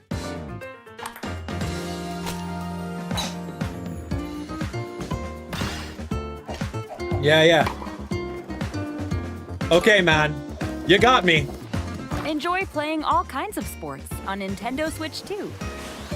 Nintendo Switch Sports Resort. You got me. launches exclusively on the Nintendo Switch 2 system. I'm in for that. October 22nd. Pre-orders begin later today on Nintendo eShop. I'm so in for it. Nintendo Switch Sports Resort is coming to Nintendo Switch 2. I knew it. We called all sports it. included, but since we have the opportunity, let's try one of the new sports: thumb wrestling. Thumb wrestling. Before Oh, the dude, match, I got some let's long go over thumbs, the man. rules. Hold down your opponent's thumb for 3 seconds, and you'll win. If yours gets pinned, just shake the controller to break free. That's so and if you keep fun. your thumb held down, it'll get You bigger can. and Whoa, stronger. that's a fat thumb. Well, it's not real, man. To claim victory. Yo, he's been working Here's out. to a great thumb wrestling match. Gross. The thumb moves. Just like this. Here we go. Let's have a good match. Uh-huh. Yeah. Oh. Yeah, Oh, get got him. right away. Oh, they broke free. All right. Let's try this. Oh, we bumped thumbs. Yeah. Go, go, go. Hold it. Oh, they broke free again. You have to keep them pinned. This is so ridiculous Nope. and Wait, funny. Wait. Whew. I was worried for a second there. Okay, thumb started to sparkle, and the nail got bigger. Hold on a second. That's not how it's supposed to go. Oh, God. Everything is fine. My thumb returned to normal. Ooh, it's sparkling again. Now let's try. Oh, he's got a fat thumb in it. Oh, I got deflected. Wait a minute. Yo, get owned. I lost. Well, how did you lose, man? It's your game. Please wait a little longer for Nintendo Switch Sports Resort. LARPer. Let's move on to more headlines. Just kidding. We love you. Survive a land ruled by dragons. Is this the Elden Ring one? RuneScape comes to No. Nintendo Switch 2. An ancient power RuneScape? has awakened on the forgotten continent of Ashenfall. Explore a land infused with magic and uncover lost secrets on your journey to face the Dragon Queen. In this survival crafting adventure, delve into the mysteries of Ashenfall amongst the ruins of fallen civilizations. On your expedition, harness the land's transformative magic to gather resources, craft gear, and build shelter. Then, step into battle, forge weapons, sharpen your skills, and face the danger that awaits.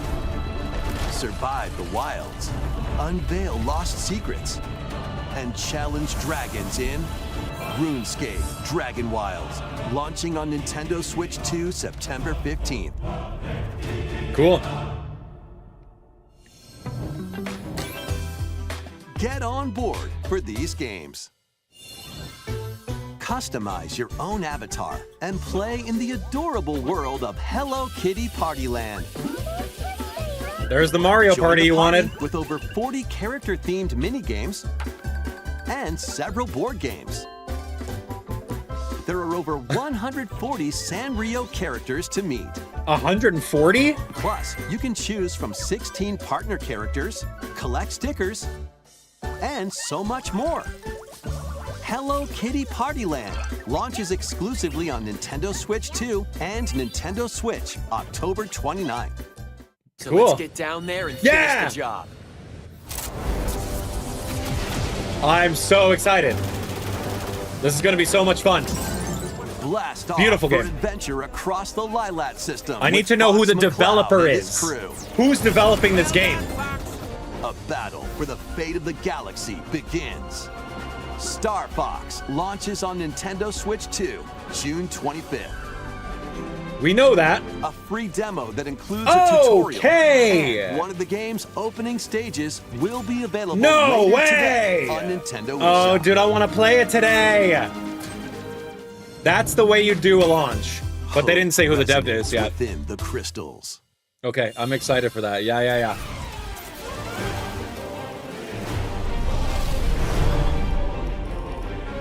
What's this?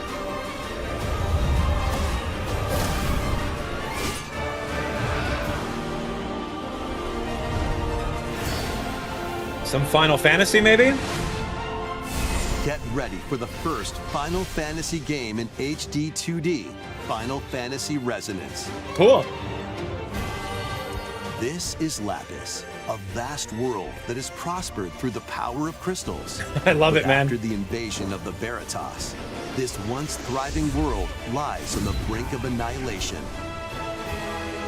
Now Rain, a knight of Grandshelt, must journey across the realm with his companions to stop the Veritas.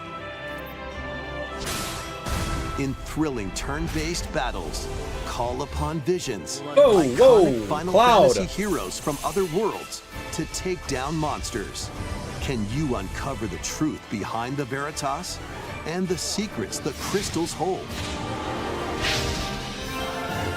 Final Fantasy Resonance launches on the Nintendo Switch 2 and Nintendo Switch systems October 22nd. Dang, man. Square Enix.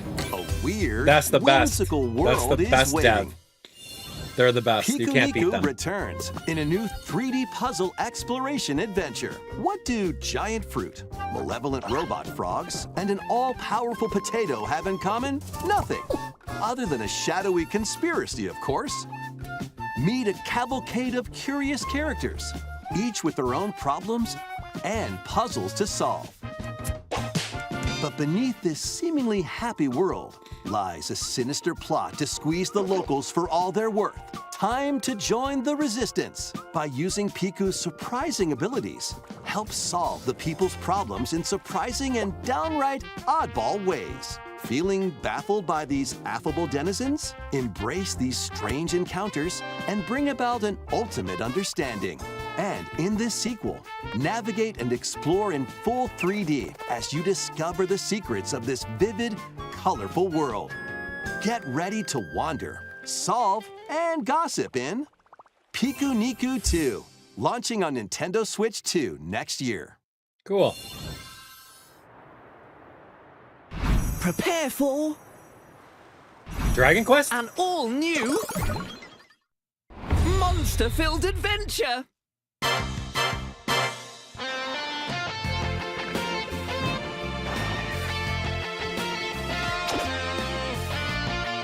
Cute. Two girls find themselves lost in the kingdom of Withered. There, they gain the power to turn monsters into friends.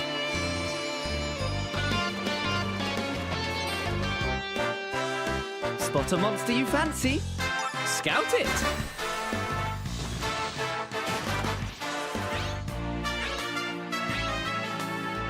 Win it over and it'll fight by your side.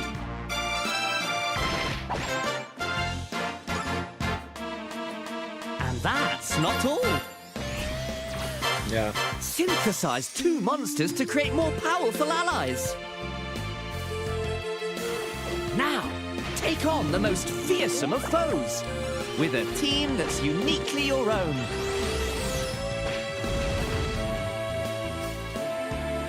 Adventure is calling, and it's monstrously fun. Dragon Quest Monsters, the Withered World. Huh. About time you got here. Cute.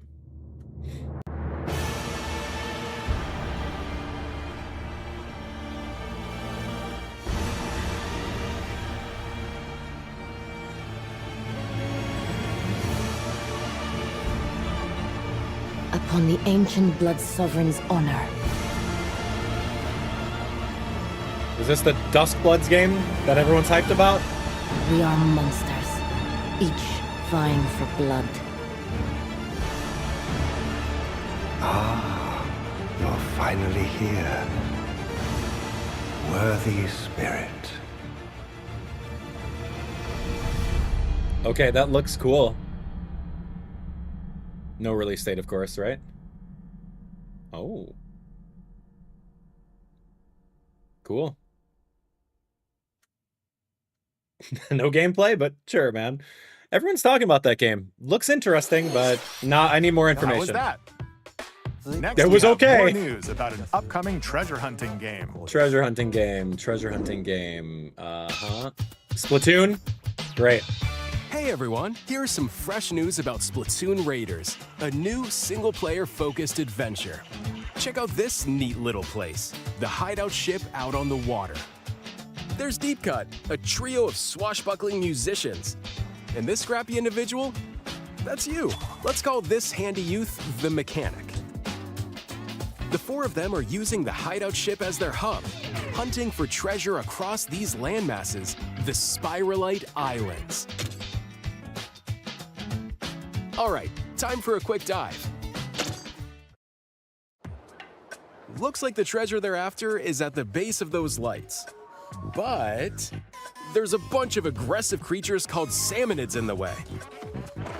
And when you get too close, they'll attack immediately. The salmonids aren't pushovers either, so you shouldn't go it alone. That's where this comes in, the exploration bot. A member of Deep Cut pilots it during your treasure hunts and attacks automatically. Launches you in the air for extra height, and even gets out of the bot to unleash special moves like this. You'll also get support in the form of gadgets. There's one that continuously fires ink after it's placed. Another that slices through enemies. Another that spins ink around you, and more. And the best part, you can use them together. It'd be nice if that made things easier, though. So to recap, do not underestimate the salmonids. Yikes, this is tougher than it looks. But the salmonids aren't the only powerful ones around here. Through battles, you, the mechanic, will also get stronger by leveling up. That's cool. And you can customize all sorts of upgrades to fit your playstyle. Love that. Oh, looks like time's up. There are even more details to cover in the upcoming Splatoon Raiders Direct, airing on June 30th. And cool. In the smart device app Nintendo Today, see the story events leading up to Splatoon Raiders with daily comics ahead of launch. Plus, in collaboration with this game, there's going to be a special Splatfest in Splatoon 3. The theme looks like it's about Splatoon Raiders. Details will be announced here. Look out for more info in the future. Don't forget to check this out too. Cool. See ya! I don't know how it's justified as a standalone game yet. So what did you think? That looks like a DLC for Splatoon Raiders is $20. just around the corner. We'll also be releasing new Joy-Con 2 Oh controllers my inspired gosh. by Deep Cut. There you go. We hope you're looking forward to it. Let's see There are your some new more controllers. Yeah, I love Splatoon, trust me, but I don't think it's worth it like a $50 game. That you're not selling me on it. Is that Pikmin? Dang it. This dog. Deltarune Chapter 5 that people are hyped about.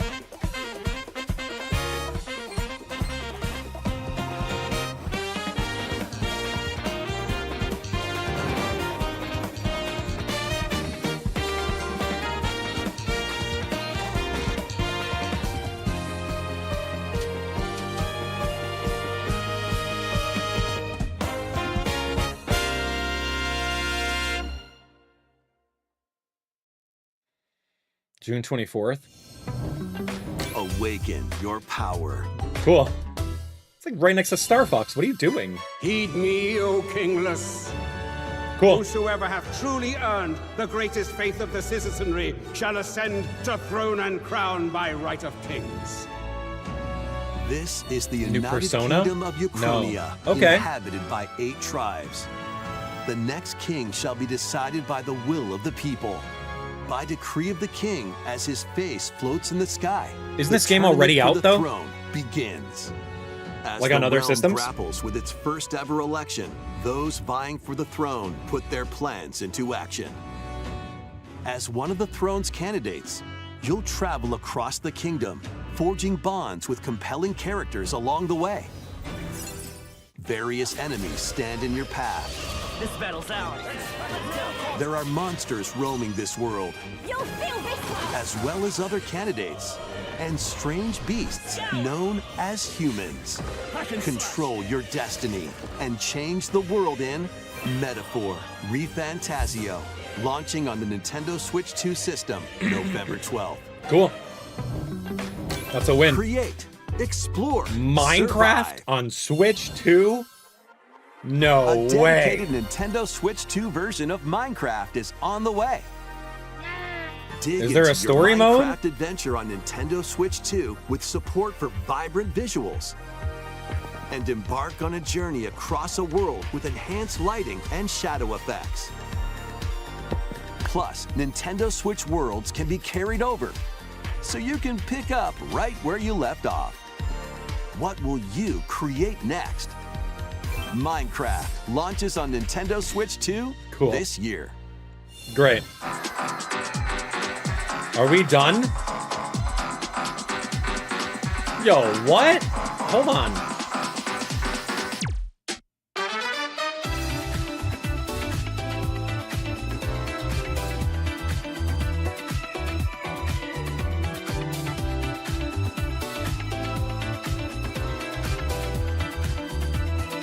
Cool.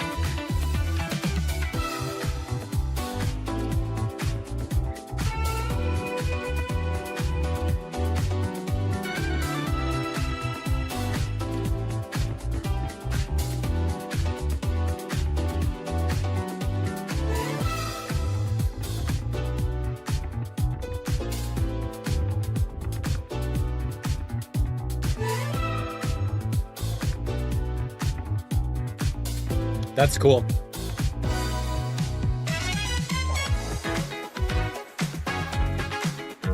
What, an entire collection?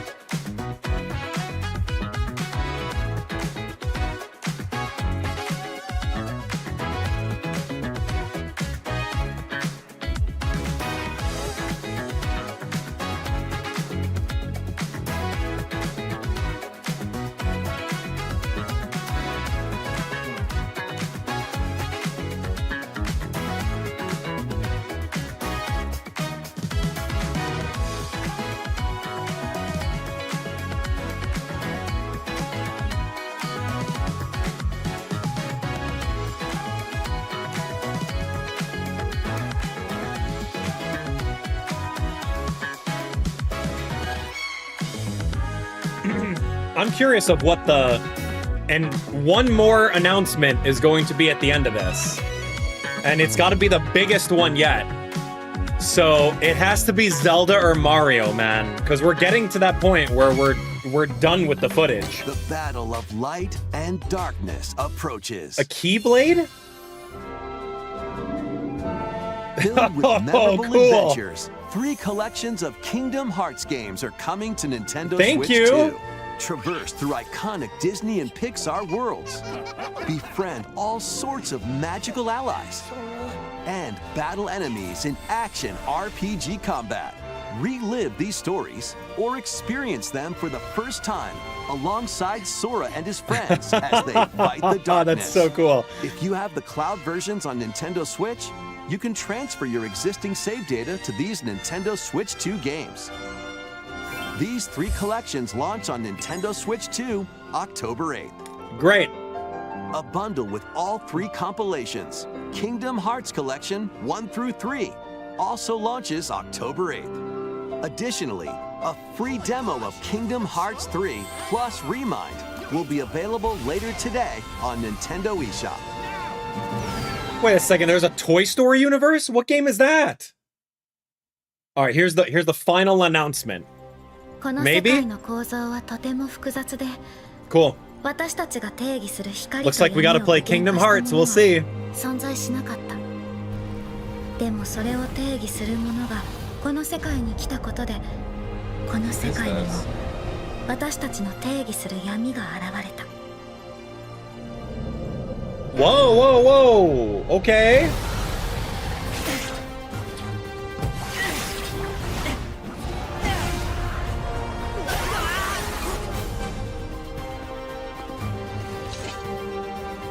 This looks good, man.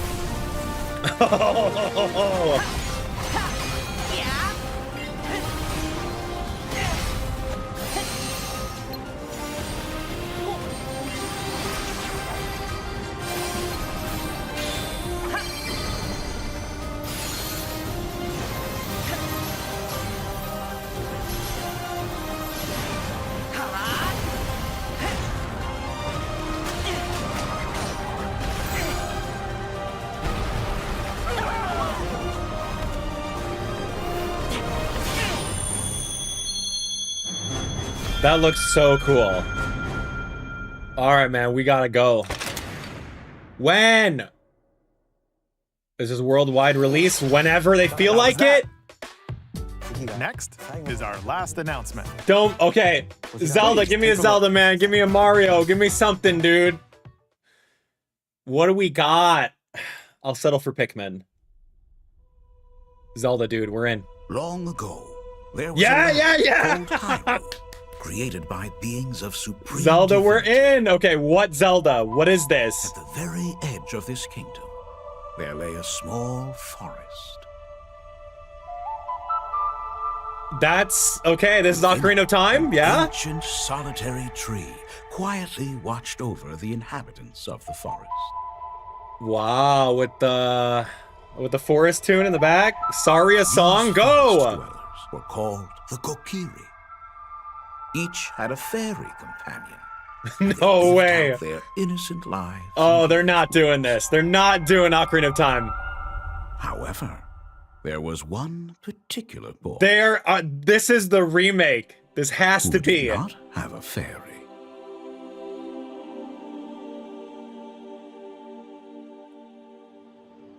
No way!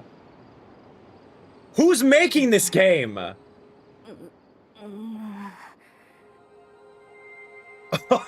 Oh, dude, no way! Yo, Ocarina's my favorite Zelda game. Oh, yeah, cool. More.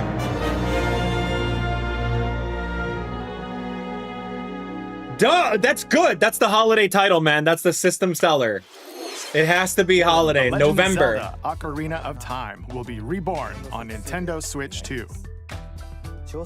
More details will be announced in the future, so please look forward to them. Oh, you're crazy. That's all for today. You're absolutely crazy right Earlier now. this year, Devon-san was appointed as the new president of Nintendo of America. We'd like to conclude this presentation with a few words from Devon-san. Thank you for watching. Wow. It's true, huh? Thank you, Koizumi-san. Hi, everyone. I'm Devin Pritchard, and after 20 years at Nintendo, one of my favorite things about gaming is still that moment I get to try something new. I watch the trailers, I hear about a game, but the moment I pick up a controller, that's when it all comes together. And for me, that's what games have always been about. Those little moments that surprise me and allow me to immerse myself in different worlds. You can read about a game, you can watch a trailer, but nothing beats seeing it for yourself. And that's a big part of what Nintendo Treehouse Live is about. Getting a closer look, hearing from the teams, and spending more time with the games themselves. So let's get to it. We've got a new Nintendo Treehouse Live ready to go, with a few games I hope you find interesting. And if you enjoyed Splatoon Raiders in today's Nintendo Direct, this July at San Diego Comic-Con, we'll have the game playable on the show floor. That's cool. Because at the end of the day, I think the best way to understand a game is to pick up the controller and play. Thanks for watching. I'm really looking forward to sharing more of what I love about games and bringing those experiences to all of you. And now it's time for Treehouse Live. Over to you, team. Okay, Treehouse Live. We are not going to watch this right now because we want to talk about the Nintendo Direct. Hi everyone, welcome to Nintendo Treehouse Live. My name is Teresa and I'm joined here by Gab, Dan, and Rob. We're here to talk about Star Fox, coming out June 25th. It is a cinematic shooter. We're gonna focus on the single player game, and then we'll go into the multiplayer in a later segment. But Dan, why don't you take us away? Yeah, we're gonna start right out here in this new cinematic. Okay. Well, friends, as much as I want to watch this Treehouse Live, we'll do that at another time, but we got a lot to unpack with that Nintendo Direct, so don't go anywhere. Let's actually rewind a little bit, go over all of our thoughts, our analysis with this entire Nintendo Direct, and really just compile our thoughts. I've got a lot of thoughts on things, and that was it was huge. It was 50 minutes of just nonstop hit after hit after hit. A lot of the games looked very similar with hack and slashing with swords and stuff. Kind of weird. I remember we had other Nintendo Directs that was like everyone and their moms had a farming sim game during like 2020 or something like that. But yeah, anyway, that was our reactions to our Nintendo Direct. Let me know what your favorite video game that you saw over there was. What are you most hyped for? I can't wait to see it. And then of course, the part 2 is going to be linked in the description, where you guys can absolutely watch me do the analysis, where we just get to chill and talk about our thoughts, take our time, talk about every single thing. We'll go from there. Guys, can't wait to read your comments. Thanks for watching. Insane. That Nintendo Direct was wild. Okay, so the rumors about Ocarina of Time being a thing is great. Now, if I didn't pay attention to leaks and rumors and things like that online, and I saw that, I'm sure I would have shed a tear. Literally, I would have cried just seeing that first like 10 seconds of Ocarina of Time remake. But us knowing that people have kind of leaked that kind of ruined the surprise. And a lot of us have been talking about it in the chat before we even started streaming over here. So it's kind of like seeing Star Fox in the Mario Galaxy movie, right? They revealed that before we watched the movie, which kind of sucked. But anyway, yeah, I'm very, very excited for that. You know what that means? That means that we're on my channel, we are doing a Zelda Ocarina of Time walkthrough. We're going to do a full 100% walkthrough of the game. And that's literally my favorite game. It's my favorite Zelda game of all time, better than Breath of the Wild. So very, very excited for it. Insane, guys. What did you think? What did you think about that? Was that fun? Was there a lot going on for us? My gosh. We'll take a look at the what is it called? The Direct, the Nintendo Direct Treehouse. We'll see that Treehouse very, very soon. But of course, I want to just jump into where we're at right now, and I want to talk about our analysis for all of this stuff. So I think it'll be fun. And then we also have to scope out the Japanese Direct. I don't know if and when we need to do that. Did the Japanese Direct get something new? We'll see. We'll see. I don't necessarily want to scrub through that. I don't want to watch 50 minutes of that, but I think we'll be fine. Yeah, it was quite crazy. Quite crazy. Oh man. Ooh, I have to, there was a couple things where I was like on a real like high when I was watching it, and like I felt my body get a little cold, and then I just had to catch my breath afterwards, which was really fun when that happens. That's one of my favorite feelings ever, where it's just like, oh dude, we're on this high right now. This is going to be interesting. Let's take a look at this and then go from there. So, what the... Yeah, we're going to change that. Here we go. And then we're set. Okay, cool. All right, guys. Ready? Let's do it, man. Let's do it, friends. Thank you again for watching. Let's actually take a look at our analysis over here. I got to pull up Nintendo's website really quick because I'm not quite sure what things costed. So feel free, if you guys want to jump in the comments alongside with me, we can actually do this together. There was a lot of things that's like, oh yeah, here's Nintendo Switch 2 edition, but then we're like, at the same time, well, how much is it? What are you asking for it? With all of that stuff, like, what are you asking for? And I don't quite know if we have any of that. Digital new releases recently viewed. Yeah, I don't quite know. What is the deal with that? I'm going to do shop, and then I'm going to click on games. I'm going to see if there's anything that's like updated. I'm looking at the website right now. I'm going to see if there's anything over there. See more games. Yeah, really nothing. Nothing's on the site right now. So if you guys see anything, please just shout it out in the comments over here. Yeah, it was interesting. I want to hear your unfiltered thoughts. Tell me, okay, so right now in the comments, rate it out of 10. Rate this Direct out of 10. and then let me know what you're hyped for. That's what I want to see right now. I'll read some spitball comments as we're kind of going through over here. I saw a couple super chats come through. Thank you so much for doing that. You guys are really awesome. So what are we thinking, friends? Was it a 10 out of 10 direct? Was it something that was a little lackluster? Did we enjoy all of that? I don't quite know. I'm still in like the honeymoon phase of this game of the direct right now, so I can't give you an answer on where I feel on that. I know that I had some really big moments for me, for sure. So let's actually re-look at the game and all the announcements, and then kind of go from there. I think that would be really fun to see. So yeah, I'm just ready for that. That should be really fun to see. So yeah, I was searching Nintendo.com. I couldn't necessarily see anything over there. So we'll have to figure that out. We'll have to figure it out, man. It was a good one though. I'm not gonna say it was bad. I can't remember all the things. There was a lot of things going for it. So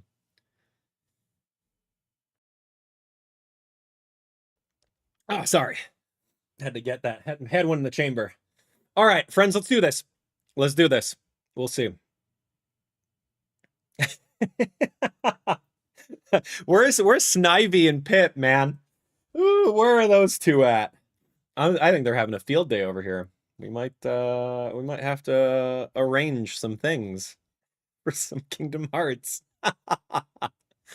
Ooh. But was it just me, or did every other game look like some third-person hack and slash with like a sword and a shield and dragons? Was there not like 10 games in this entire direct that was exactly that? It was like, oh, here we go, medieval hack and slash dragon game. You got one. Oh, we're gonna do another one back to back. Like, what was that? I don't know, man.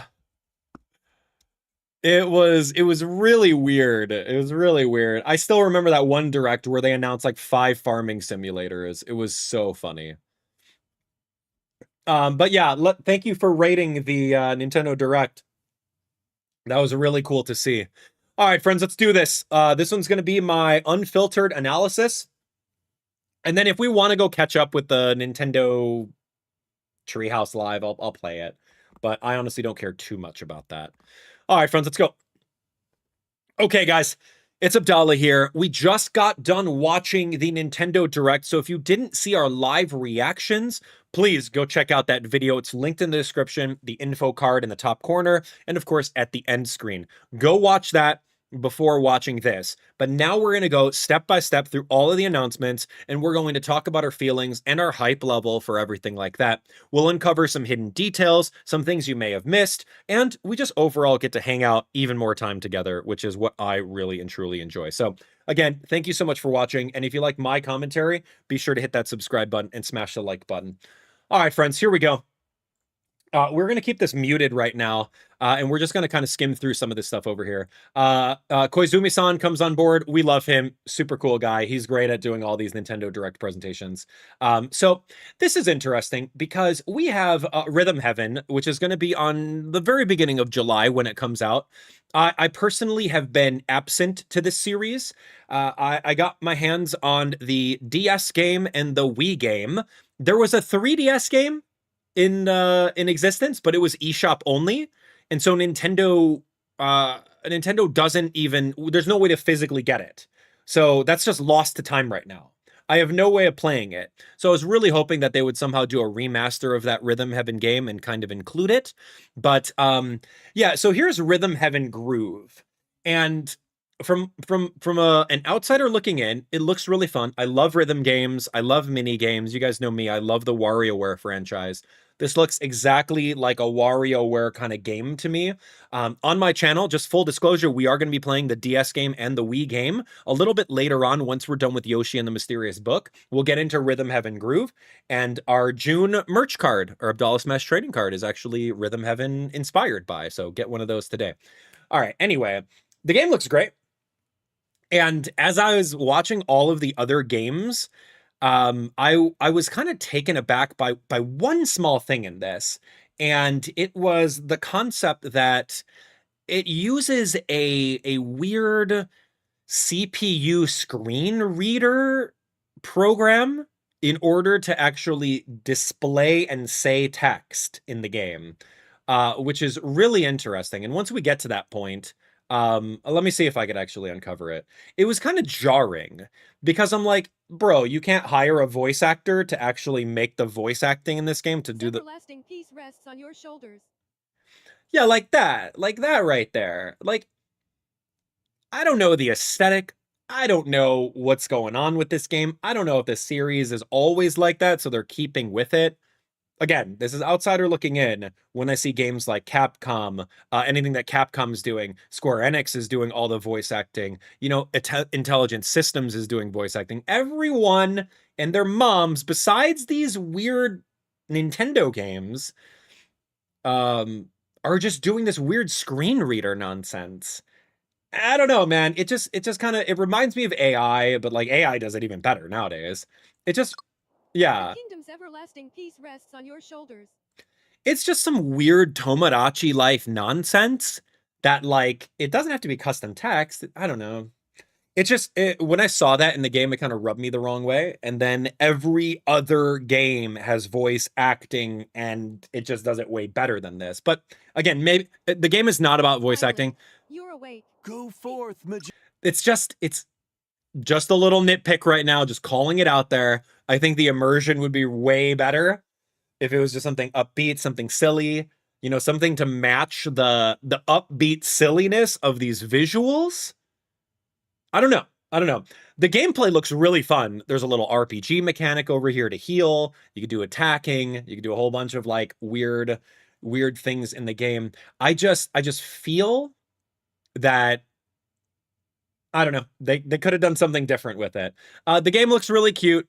It shows a lot of different rhythm games that you can essentially play through. Let me turn it down a little bit. I'll turn it down a little bit over here. But yeah, it's a cute rhythm game.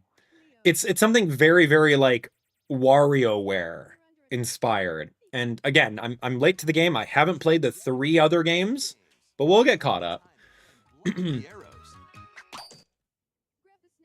Grab the snack at exactly 3 o'clock. Like, okay, great. Like, don't care. It's just little mini game. You're playing literally WarioWare, but you're playing it to rhythm. So if you like that, then cool. You're gonna have a great time about that. Anyway, we're gonna skip through. So Onimusha, I did play this. I did play this behind the scenes at Capcom's offices, which was really cool. I love this because I've been out of the scene of Onimusha, but I play Longsword in Monster Hunter. So when I picked this game up as the first demo, I'm like, oh, this is great. This is literally like the Monster Hunter engine about parrying, deflecting, countering with Longsword. So I felt right at home with this one. So I felt that the game was really cool. It's a little bloody. There's a lot of gore when it comes to slicing things and blood coming out and everything like that. From what I experienced with it, the game looks really cool. I definitely want to pick it up and maybe play it on my own time. The motion controls, I roll my eye at every time because Nintendo's never going to give up the concept of motion controls ever since the Wii. I played against this boss in the demo. Really just whooped my butt. But that was a playable boss in the demo. September 25th, dude, that entire September, October is packed with releases. So there's a lot of things going on with that. Okay, so this one right over here, this is Dragon's Dogma 2 Dark Arisen. This is like Capcom, again, this is back-to-back Capcom titles. And you're going to see a theme with a lot of the games inside this direct, which is like third-person guy with a shield and a sword walking around destroying things like dragons and hacking and slashing. I'm not discounting the genre at all, because this looks a lot like Monster Hunter Wilds to me, because you got magic. It's Monster Hunter Wilds with magic. It looks really cool. It looks really cool. There's a thief and you have different things. And then of course you come over here and you have, you know, characters that help you out. And here you can mount the monsters. This is literally the Monster Hunter engine with a different skin. Again, not Not discounting it. I've never played this series, but I can see myself getting into it because of how much I love Monster Hunter. But we're gonna see. We're gonna see it. Yeah. So that's gonna be October. So September, October, you got Onimusha and this one. So if you like that genre of hack and slash, third person, you're gonna love that. So otherworldly endeavors. This one. Okay. So Stellar Blade. This one's I thought this one was a controversial one for sure. Because I remember this game came out like a year ago, a couple years ago, and this one was like maybe like a spiritual successor to Bayonetta. Bayonetta was like hypersexualized with the gameplay, and you play against this girl, and you know, there was a lot of things going on with that. But you can see that in this in this trailer, they definitely toned down the physical attributes of the main character a lot based on this. And I've only seen like screenshots of what this game is, but it definitely reminds me of Bayonetta. It's an older game, but you can kind of see what I'm getting at over here. I love the visuals. I love Bayonetta. But you can see over here that like that's kind of what this is. It's literally a Bayonetta spiritual successor. Again, I haven't played it, but looks beautiful. there are definitely certain aspects of the game that look very good. So yeah, would I play this game? I would have a field day with it because I love Bayonetta 1, 2, 3. I love those games. And I had a blast with them. So Stellar Blade coming to Nintendo Switch late. Again, Nintendo Switch is catching up. We finally have a system that like can perform to like a little fraction of what PS5 can do right now. So we're catching up with some titles over here. It's great. It's a win. It's definitely for a particular audience. I agree on that one. So yeah, there we go. This one's like a more rapid hack and slash game like Bayonetta. So I think that's great. Available 2026. Give it a shot. Looks cool. This one over here reminds me of It Takes Two and whatever the sequel to It Takes Two, that dev team made another one where it's like split screen couch co-op. It looks cool. The artwork looks really like 20 FPS, like a comic come to life. It looks like some old 90s Sailor Moon cartoons. This one looks really, really fun. So I would totally find this, get another person to play it on the couch. It looks really interesting. And look, you don't even need 2 Nintendo Switch 2s because it can play on a Switch 1. Yeah, it looks like something out of a 90s anime, Orbitals. So yeah, you're going to like that one. Rayman Legends remake over here, weird. This one came out on Wii U? Am I remembering that correctly? Ubisoft and Wii U era. It was a cool side-scrolling adventure. I remember having fun with it. Never beat it. I gave it a couple hours. But there's some musical stages on there, and it's side-scrolling, and you can have everyone on the screen at once, which is super cool. So yeah, you're going to like that one if you've never played it. But it's available on Switch too, so love that. Want to go for a big walk? I don't know. Looks like a Cataquack from Mario Sunshine, but yeah, it looks like something that you just like hang out with your friend and you go explore in the world and you do stuff together. This would be a fun like little Discord game if you play it with your friends. Not necessarily something that is like game breaking. I don't really know the point other than looking around and exploring with no guide. I don't know. Big Walk seems kind of cool. August 4th for that one in case you guys want it. Great. Season the Seas. This one is going to be a One Piece game where you play as the... I've only seen the Netflix episodes of One Piece, but I know that one of them's a cook. Sanji is the cook, and then you make like this weird like Diner Dash looking RPG with the One Piece characters. One Piece is very popular, so cool. Go for it. Have fun with it. Looks like a Diner Dash with One Piece characters. So really cool. I think that's great. Grand Gourmet, October 23rd. Have a time with that. Okay, so this was fun. We played through Pokemon Pokopia, and that was the only game where I told my audience that it is worth buying a Nintendo Switch 2 for. That is the only game, and I'll still attest to that. There's no system sellers besides Pokemon Pokopia. So the fact that now we're going to go underwater with the game, that opens up the entire game dramatically. So very, very excited for this one. Squirtle gives you the ability to dive, and now you have an entire continent underwater where you can bring your water Pokemon and make some different habitats and do a whole bunch of things. So they're going to expand that. I think this is amazing. The game was already huge to begin with, and now we're going underwater, which makes it twice as big. So there's a free update with that, which is really fun. But this one's interesting because now they're announcing an expansion pass. Admittedly, I'm not so fond of that. But content is content. So this one's called Bubbly Basin Expansion. They're going to add in some new Pokemon like Corphish and all these other ones. This expansion pass is going to be available later on today. You can go over and buy it. Can any of you guys look that up? I don't know how much that's going to be. But it reminds me of the Smash Bros. Character pass, where you're going to buy a pass and it's like, all right, we're just going to take your $50 right now and we're going to give you the updates as they are ready. I mean, you already paid $70 for the game, which is rough. And then now they're asking for an additional, I don't even know how much this is going to be. I would be shocked if it was under $20. I would be shocked if it was under $20, because that seems like a lot of content for $20. That's definitely taking this Pokemon Pokopia game and making it a $70 game and turning it into a $100 game, which is crazy. Pokemon Pokopia. I'll actually look that up.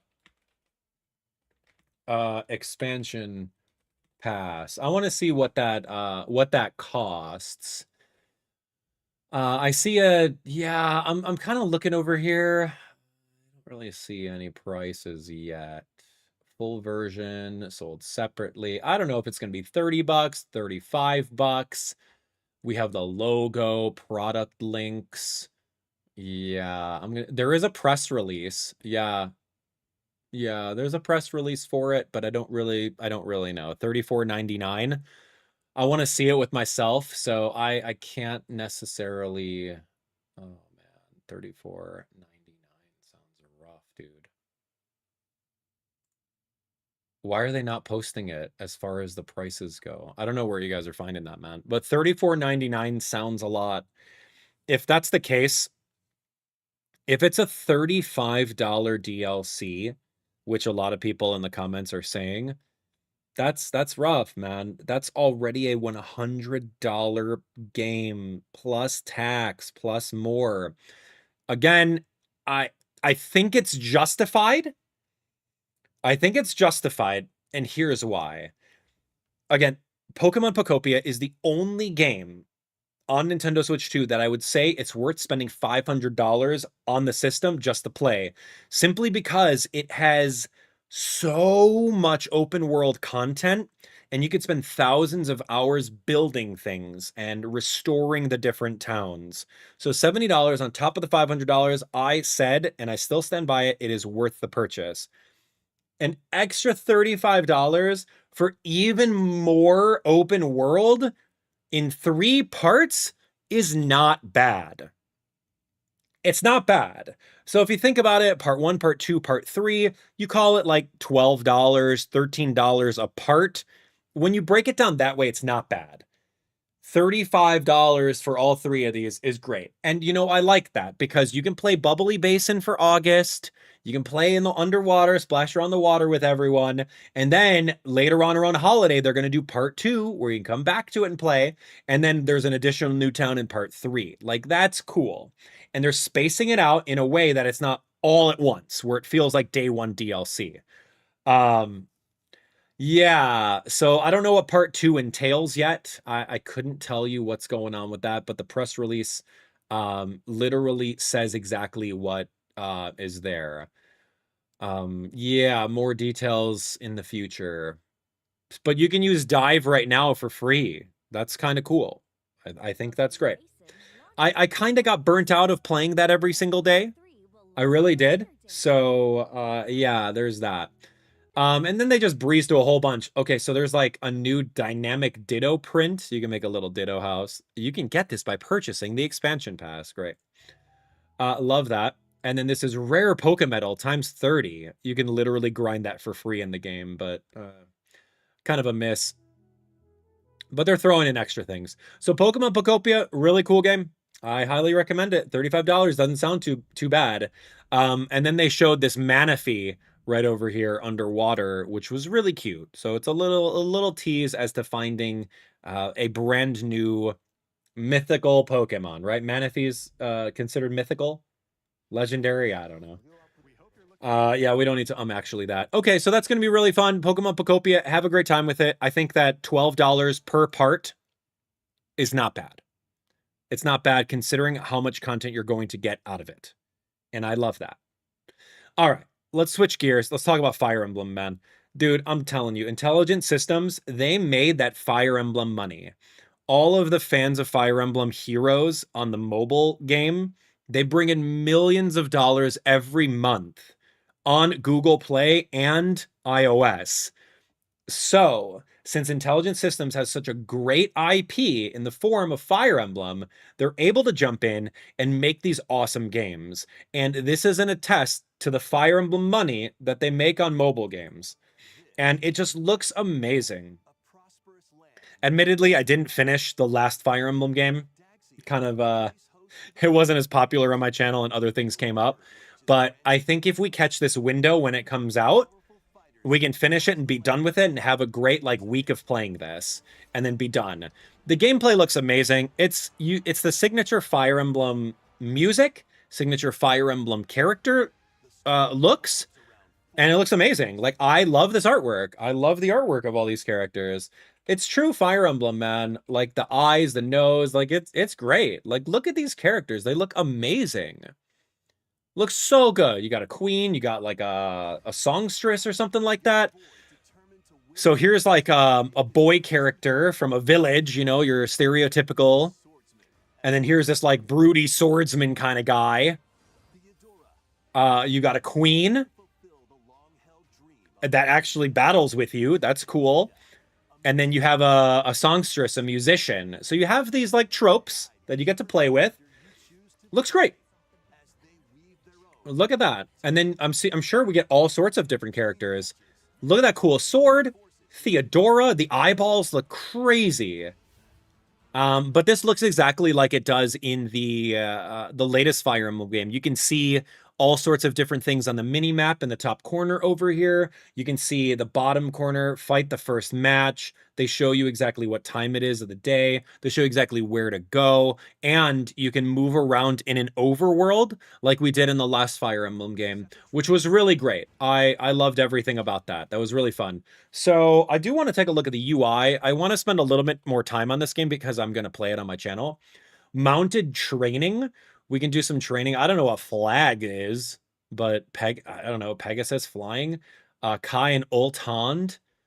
Cost is 1 motivation, so that's probably the currency of how motivated you can do to train, and it probably costs that much gold in order to do so. So yeah, you're going to be mounting on these weird-looking ostrich birds. I don't know what advantage that has in the weapons triangle. Kai has learned the combat art. Raging Tempest, cost 8. Yeah, so it's like a stronger move, no crit, range 1, and then he's just going to do that with spear. So you can learn different moves over here. Yeah, he's figuring it out. Nene has joined you. Cool. Love that. Look at this character. Green hair. Really fun. Okay, look at this. Look at this map, though. My jaw dropped when I saw this. This reminded me a little bit about Fire Emblem Awakening, if you remember that game. You kind of zoomed out of the world map, and then you had little battles and skirmishes over here. Interesting because there's a lot more than battling, I'm noticing. You see icons for fishing near the water over here. You see icons for like caravans. You see icons for, I don't know, cooking over here. I have no idea what this game is going to be about. Maybe battles over here. Yeah, it's interesting. So Striped Wolf, Beast Claws, yeah, not going to do any damage against Dietrich. He's got the Answerer, 22% crit rate, huge attack against this random thing.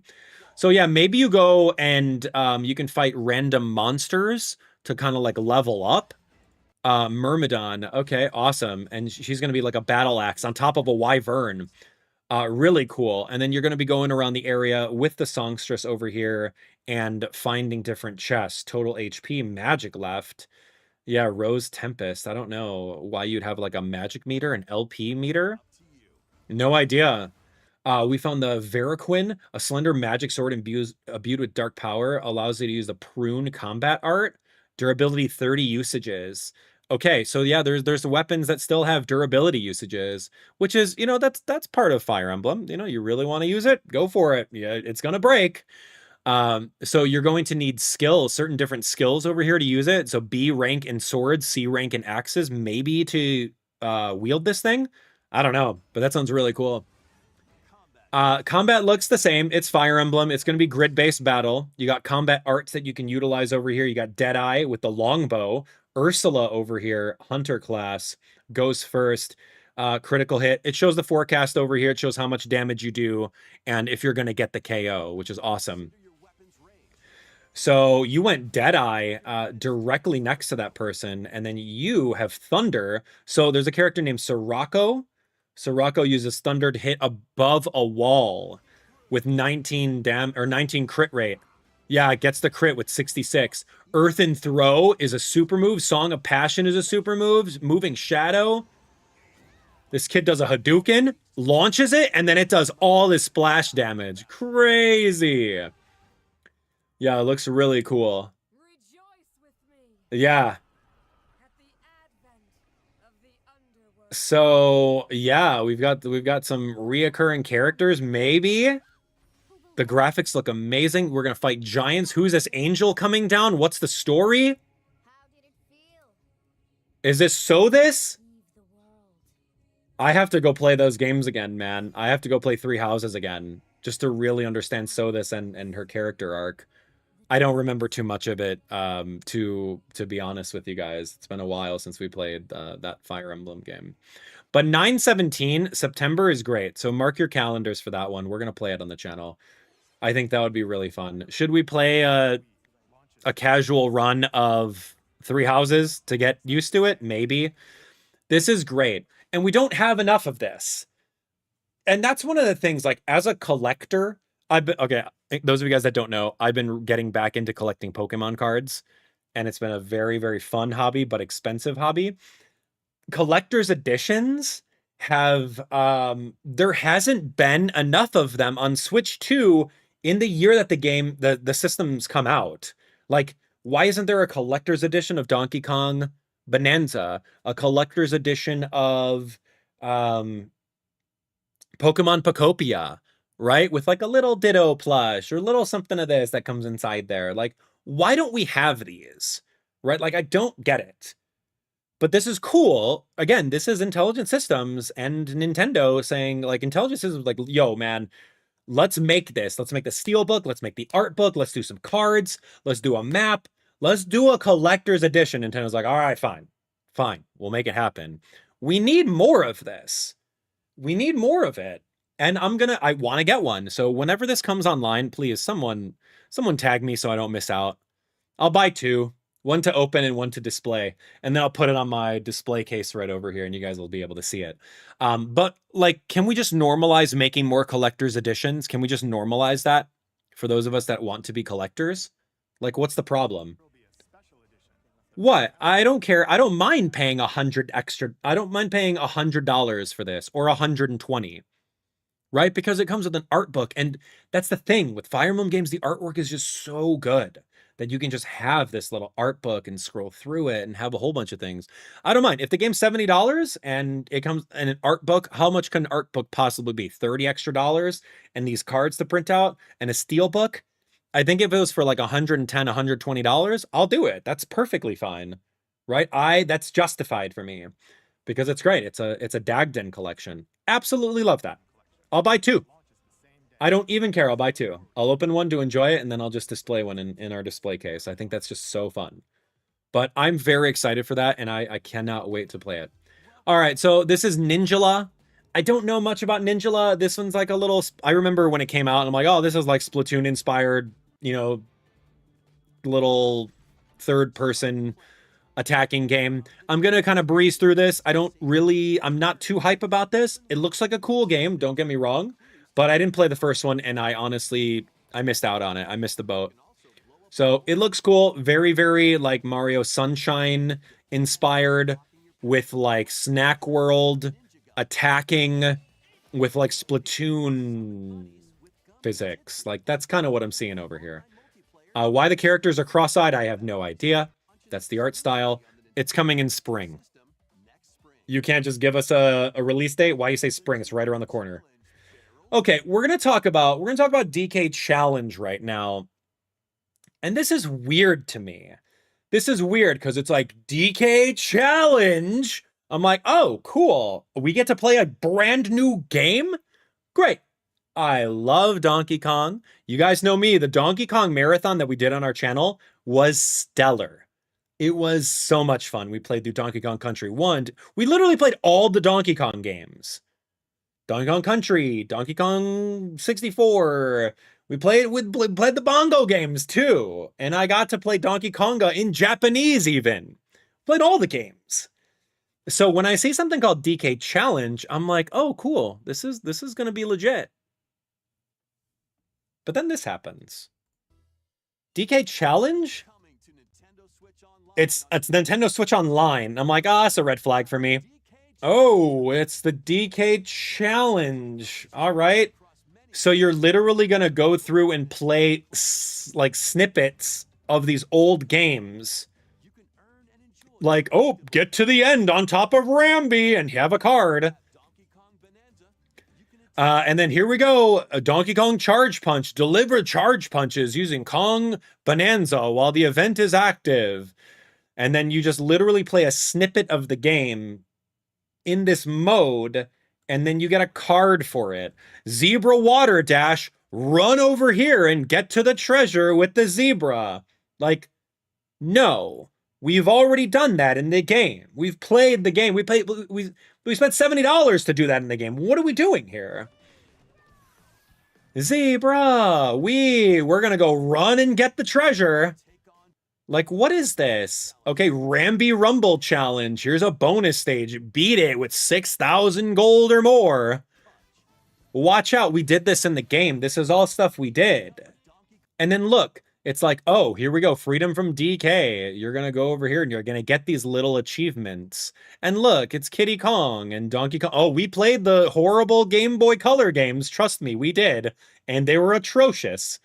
Yeah, Donkey Kong Land. We played through all Donkey Kong Land games.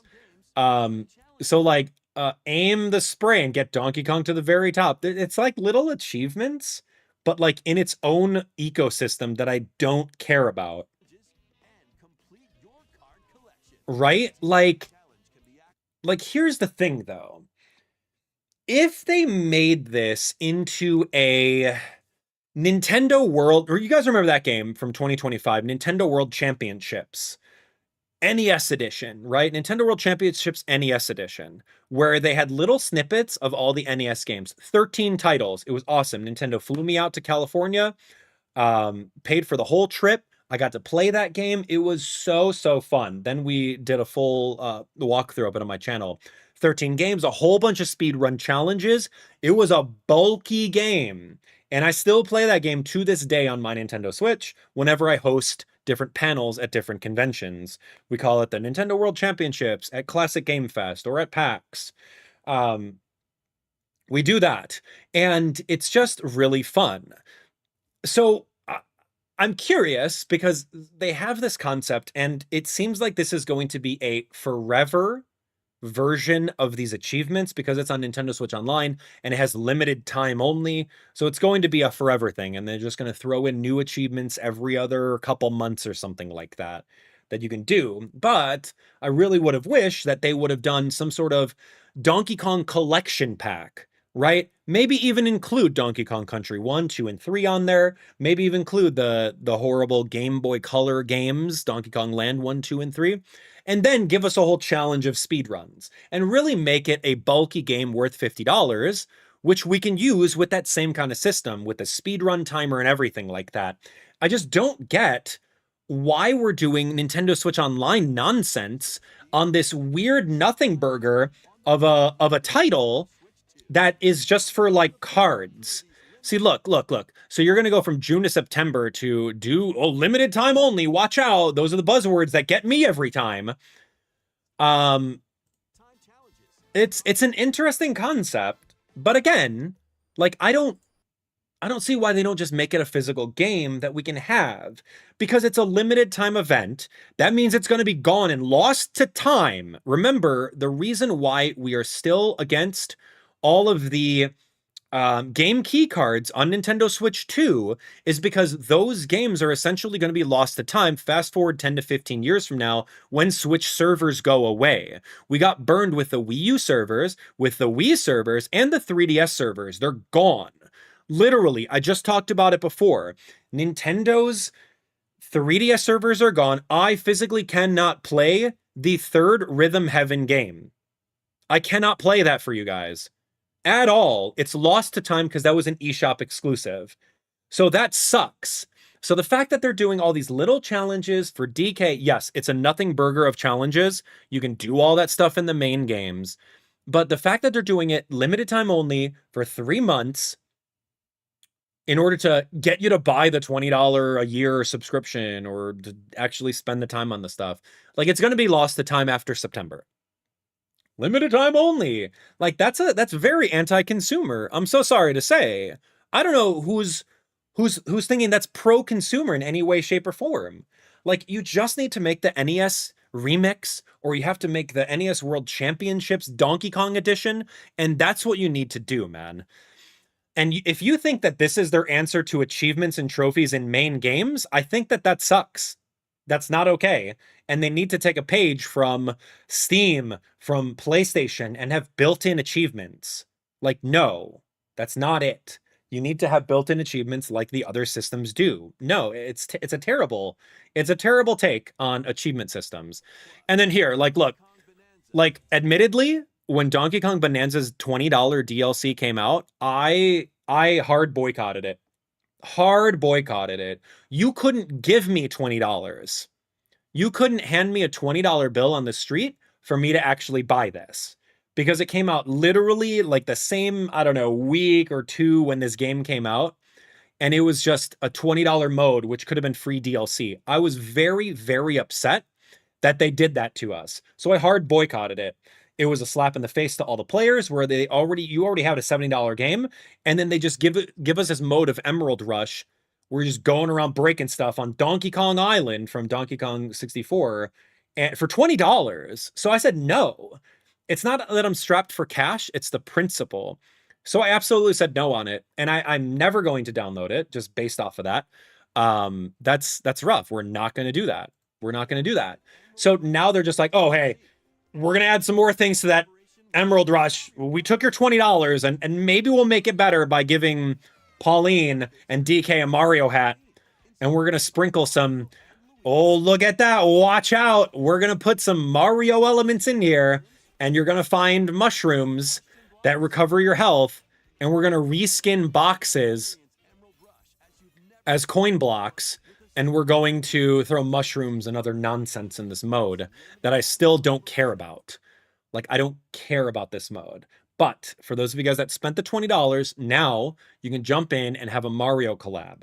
June 9th? What is this wave? What are these waves for? What is this, like a Mario wave over here? A wave 2? We're going to add other stuff. Wave 3? Like, that's great. I'm glad that they're making your $20 stretch a little bit more from what you did, and maybe after the waves it might be like useful, it might be worth it, but I don't know why a wave ends. Tell me why a wave ends. Like, literally sell it to me. If I bought this $20 DLC, I want all the content forever. Why is that hard? Why is that really necessarily hard? what is wave 1 of Mario Bros 40th anniversary, but it ends on June 30th? Why is there an end date? So it's like, oh, the Mario hat and the Luigi hat, you can only enjoy it for 21 days and then you're done. Like, explain that to me and convince me how that's pro-consumer. I don't get it. I truly don't.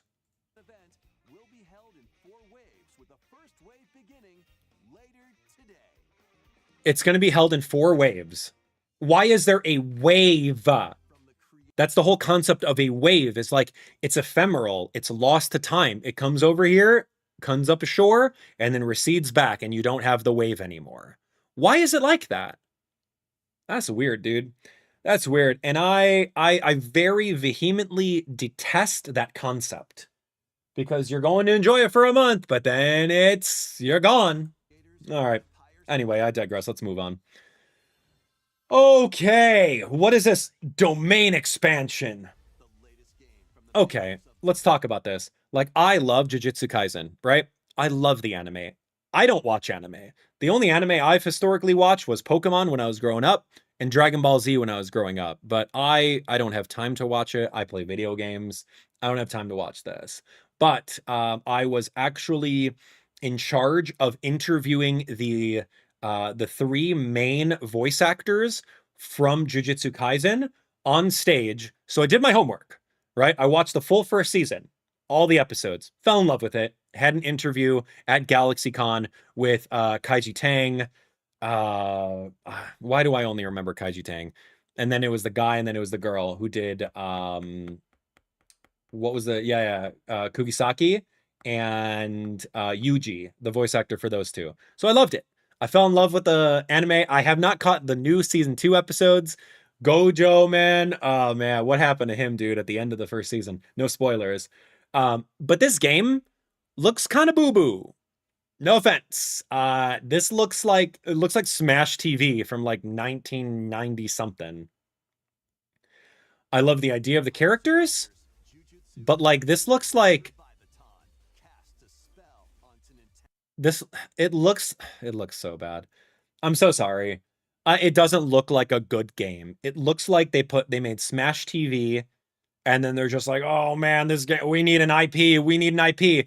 Hey man, can we use your IP? No, you don't like it? Okay, fine. Boo. All right, hey, how about you? Can we have your One Piece IP? No. All right, can we have a Pokemon IP? No. Oh man, Sailor Moon? Can't. No, they're rejecting us left and right. Oh, here we go. It looks like Jujutsu Kaisen. They're going to give us their IP, so let's just reskin all of our little goblins and monsters and like just skin it with Jujutsu Kaisen. That's kind of what it looks like to me. But I don't know. That's just my first impression.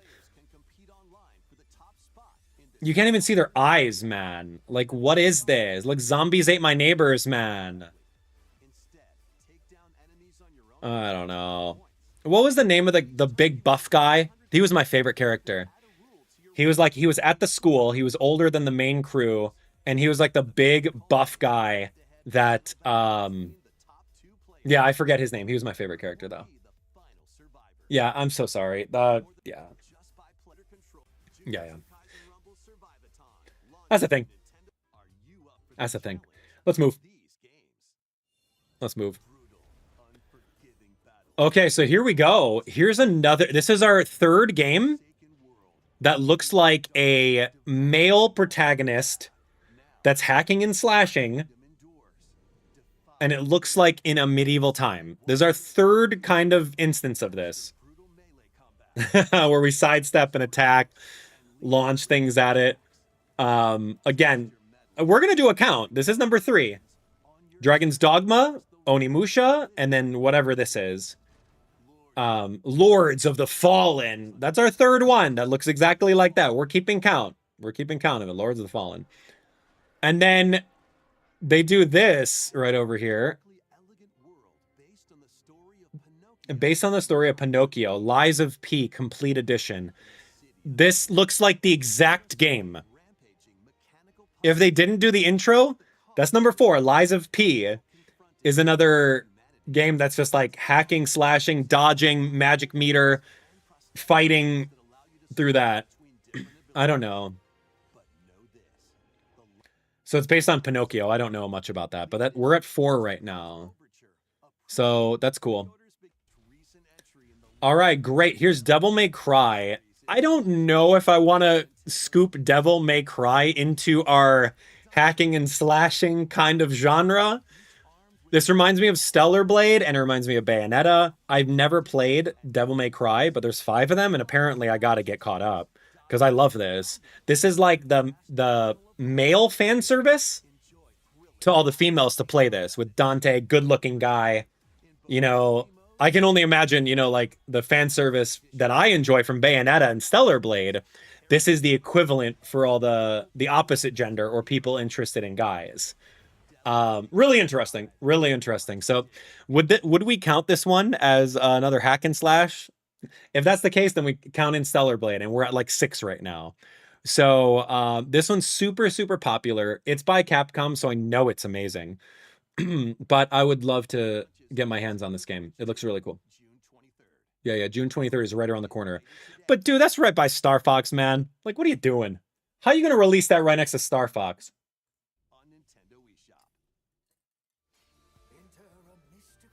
All right, what's this? This one's a cute little side-scrolling attacking game.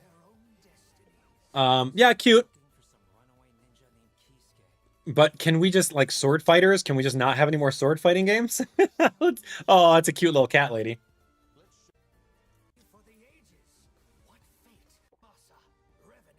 Muramasa.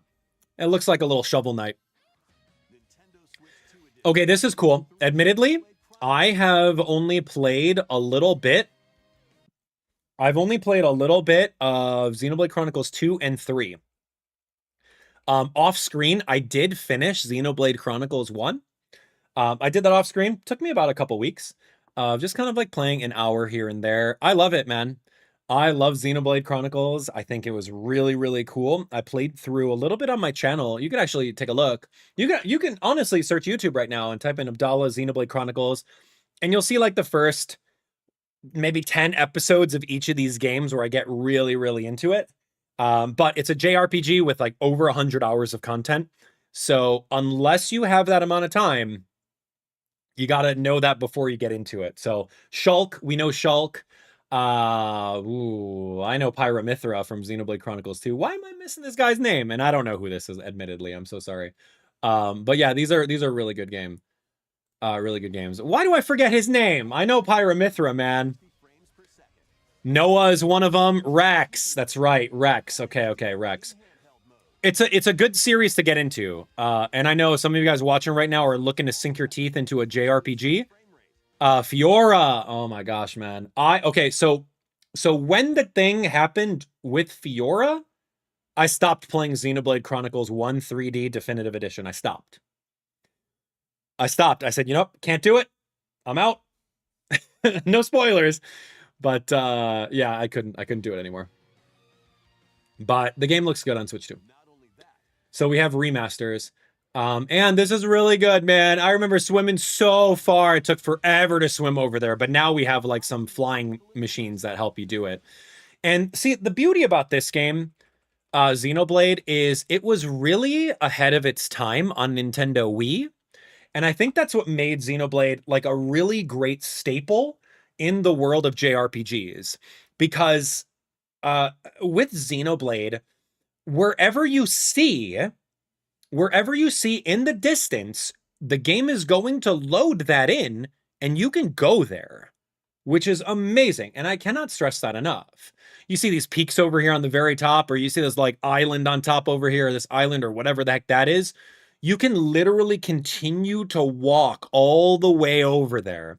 There's no going into a town or choosing a fade to black and then you're there in a town, a fade to black, you're in this area. No, you see that little tip of that mountain, you are fully able to go all the way over there and climb on top of it. A true open world game. And this was available on Nintendo Wii, man. Xenoblade Chronicles 1 was on Wii. So put that into perspective. Nintendo Wii was a long time ago. So the fact that they continue to do this and Monolith Soft really reforming it, making Switch 2 editions of these games, now refining the frame rate 60 FPS, you know, all that stuff is really cool. So if you like JRPGs, I highly suggest this franchise, especially now. It's a great time to jump into it. I'm losing my voice, man.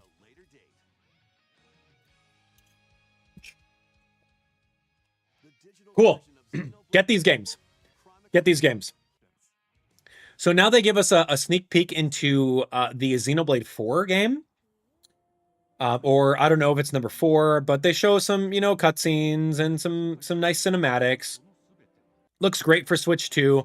I'll kind of skim through this over here because it's not real actual gameplay. It's just cinematic cutscenes. We don't see the Monado. We don't see anything alluding to the legendary blade of all the previous games. But it looks amazing. So here's a little bit of gameplay where you can see what that looks like. Yeah, jump on top of a mount, go really fast throughout the overworld. I'm sure they're going to be able to continue the open world concept of it. Obviously, some cutscenes, different characters. It looks like you're going to be able to ride dragons rather than the mechs. I remember in like one Xenoblade, you can get a mech.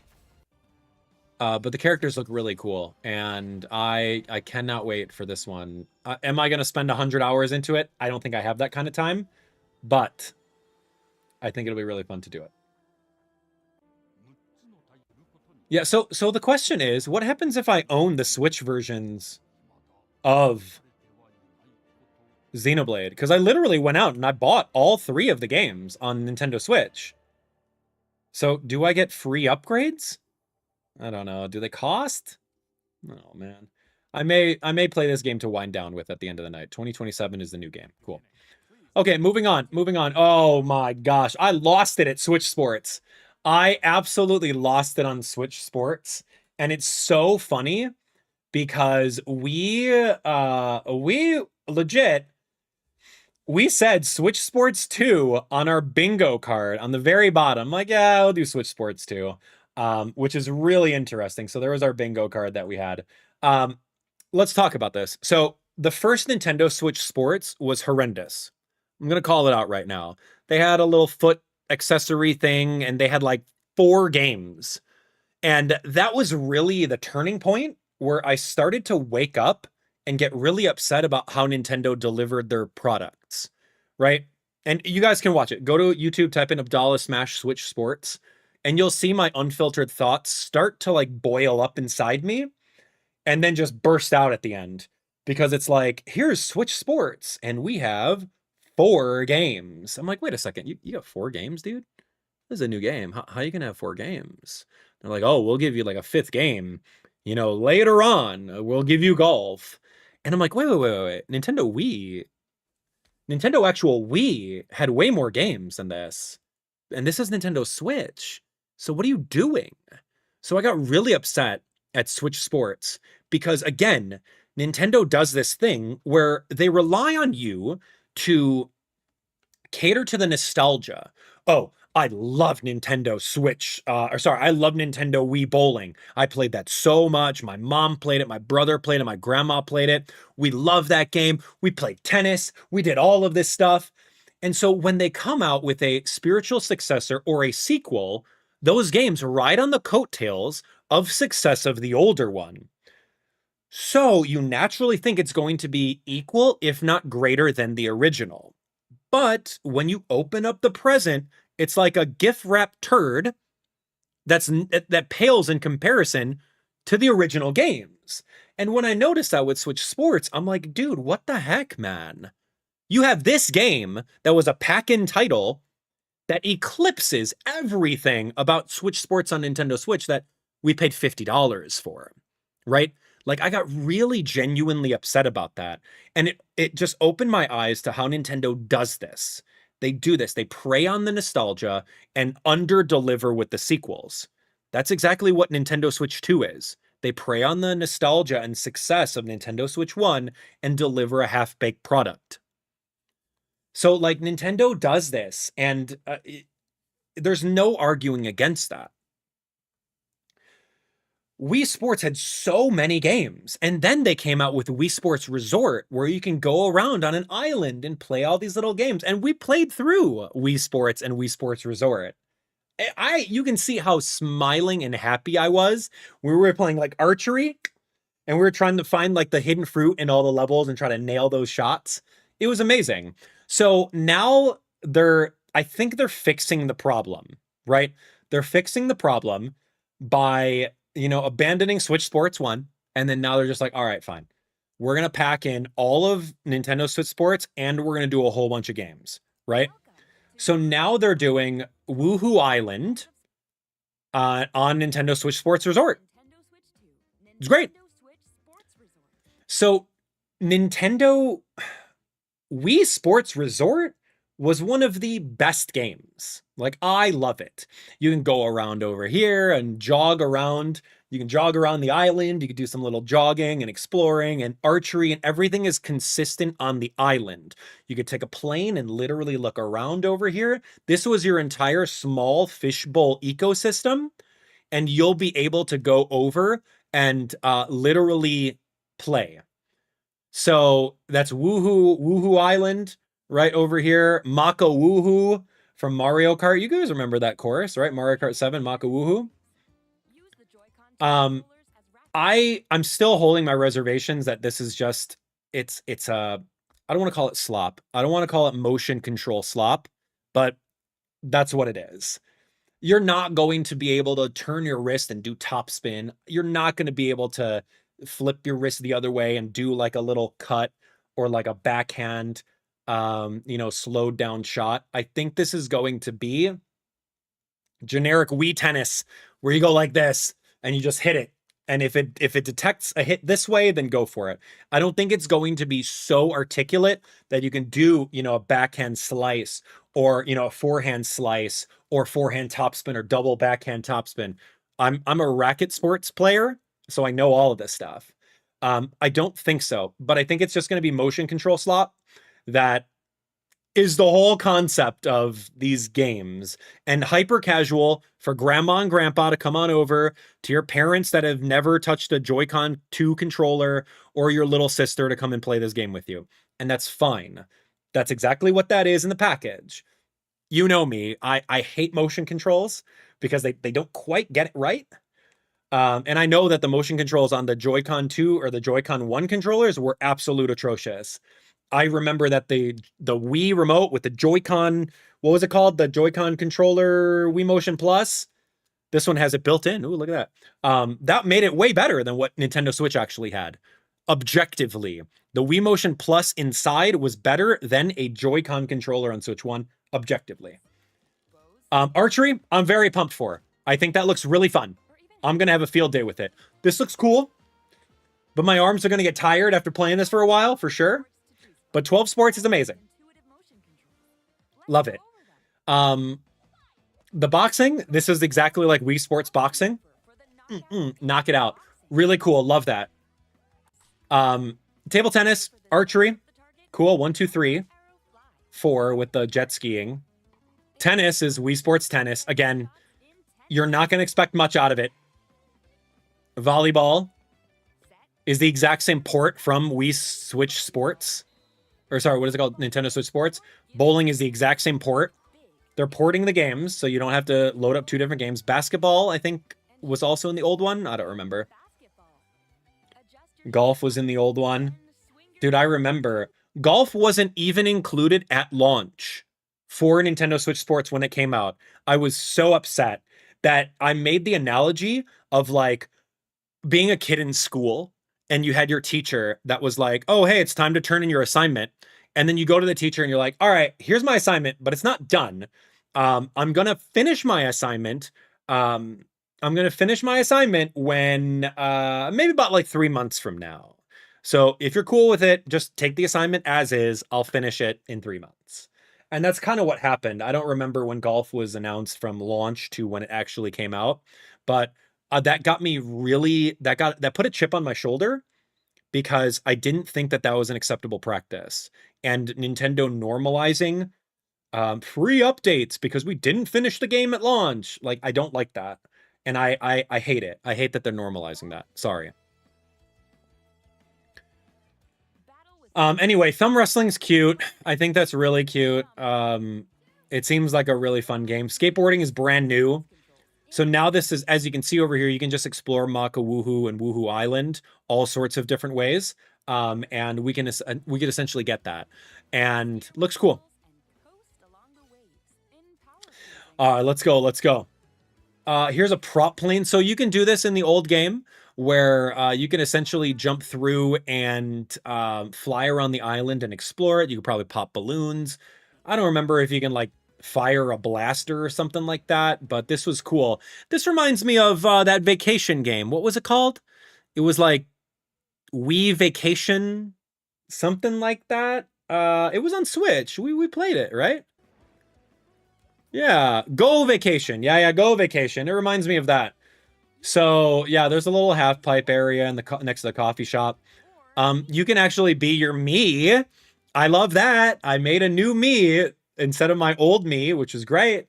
My long hair and facial haired me is gonna make an appearance. I think that's gonna be so fun. So yeah, very, very excited for this one. This is what Nintendo Switch Sports should have been. Should have totally been this. 1022. We need that. Okay, we're gonna, and then we watch Koizumi literally not win against a rookie CPU. Like, dude, what a larper. I literally called Koizumi a larper because he didn't win against a novice CPU. It's like, I know you're busy being whatever you are high up in Nintendo, but like, could we not have like briefed him? Give him an hour with the game before recording this? I don't get it. I truly and honestly don't get it. But I mean, you don't have to win everything. Oh my gosh, man. Oh, watch out. Oh man, I lost. Like, what the heck, dude? Like, we needed someone. I like Koizumi is super cute and I love him. I love him to death because he helps out with all these Nintendo Directs. So fun. But like, we need someone that's like a little bit more in front of the camera as like a let's play or a personality or something, right? Nintendo, bring me over, man. Actually, no, I don't know if you'd like me. We'll see. I'm too truthful sometimes. I'm truthful to a detriment. And I don't sugarcoat things. I tell you how it is. So anyway, he loses against the CPU spoilers. I lost. Yeah, you did. All right, Koizumi, great. Okay, so remember, here's like game number 7. RuneScape. I've heard of this name somewhere else, but I don't know RuneScape. So if you've played this game before, then cool, but this is another... What is this genre called? Where it's medieval, third person over the shoulder, attacking with a sword and shield, maybe magic. What is this genre called? It's not a hack and slash. I don't know. Looks cool though. I swear to you that this is another one of those games. It's like number 8 on the list. RuneScape looks cool. But again, if you think that looks cool, then you think all the other like 5 games in this Nintendo Direct was cool, right? Yeah, I think I would I'll take out Devil May Cry and I'll take out Stellar Blade, and I think that's like the 5th one that we have over here that was like that. That's got to be like the 5th one. Okay, this is cute. Here's your Mario Party obligatory little mini game with Hello Kitty and characters. Gudetama. You know how cultured I am in Little Kitty? I don't think you even know. I know all the Sanrio characters. Watch. That's Cinema Roll in the background. That's Choco Cat.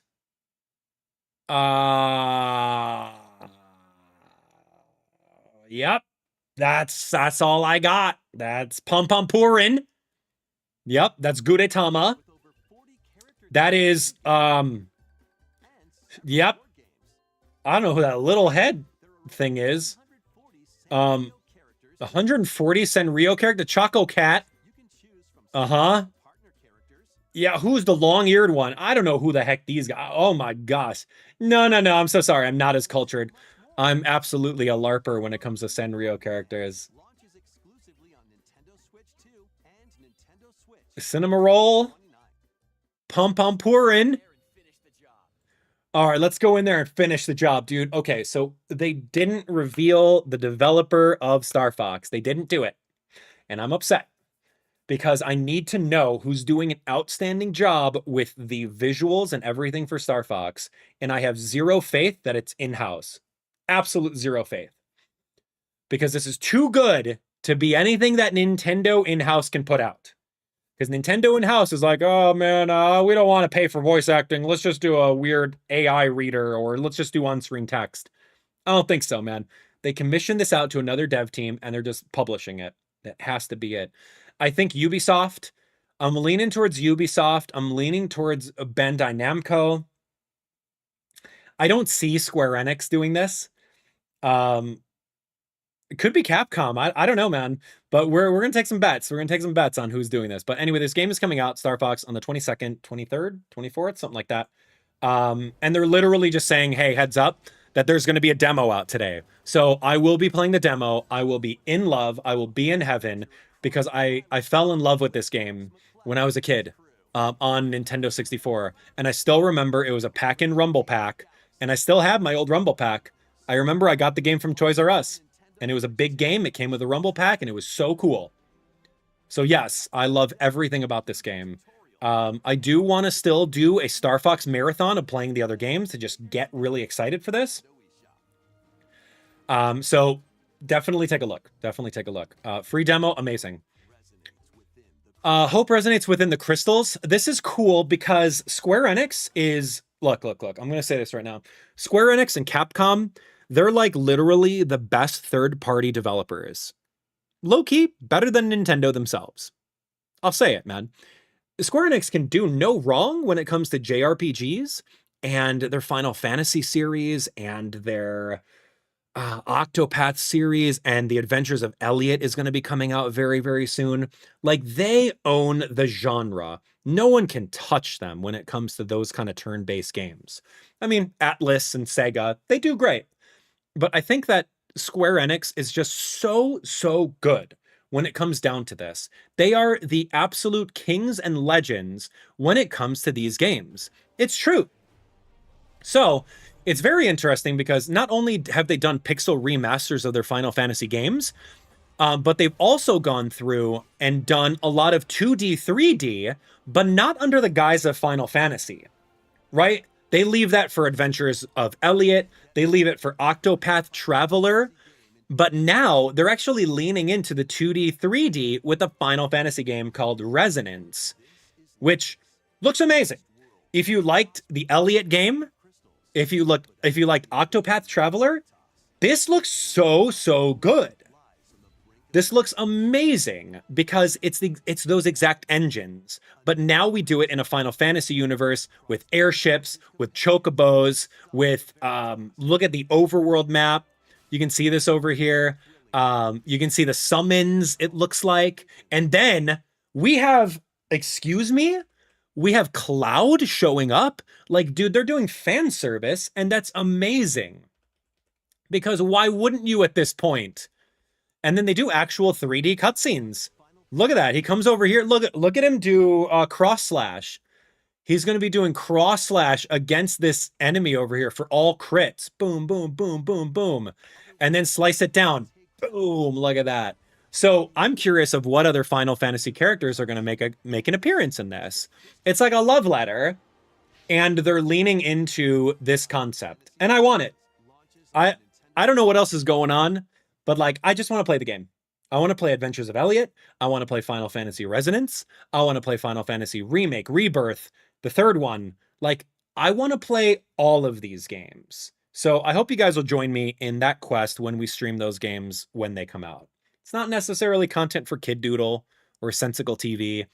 This would be a stream for me. And I've noticed recently that I don't play a lot of games for me anymore.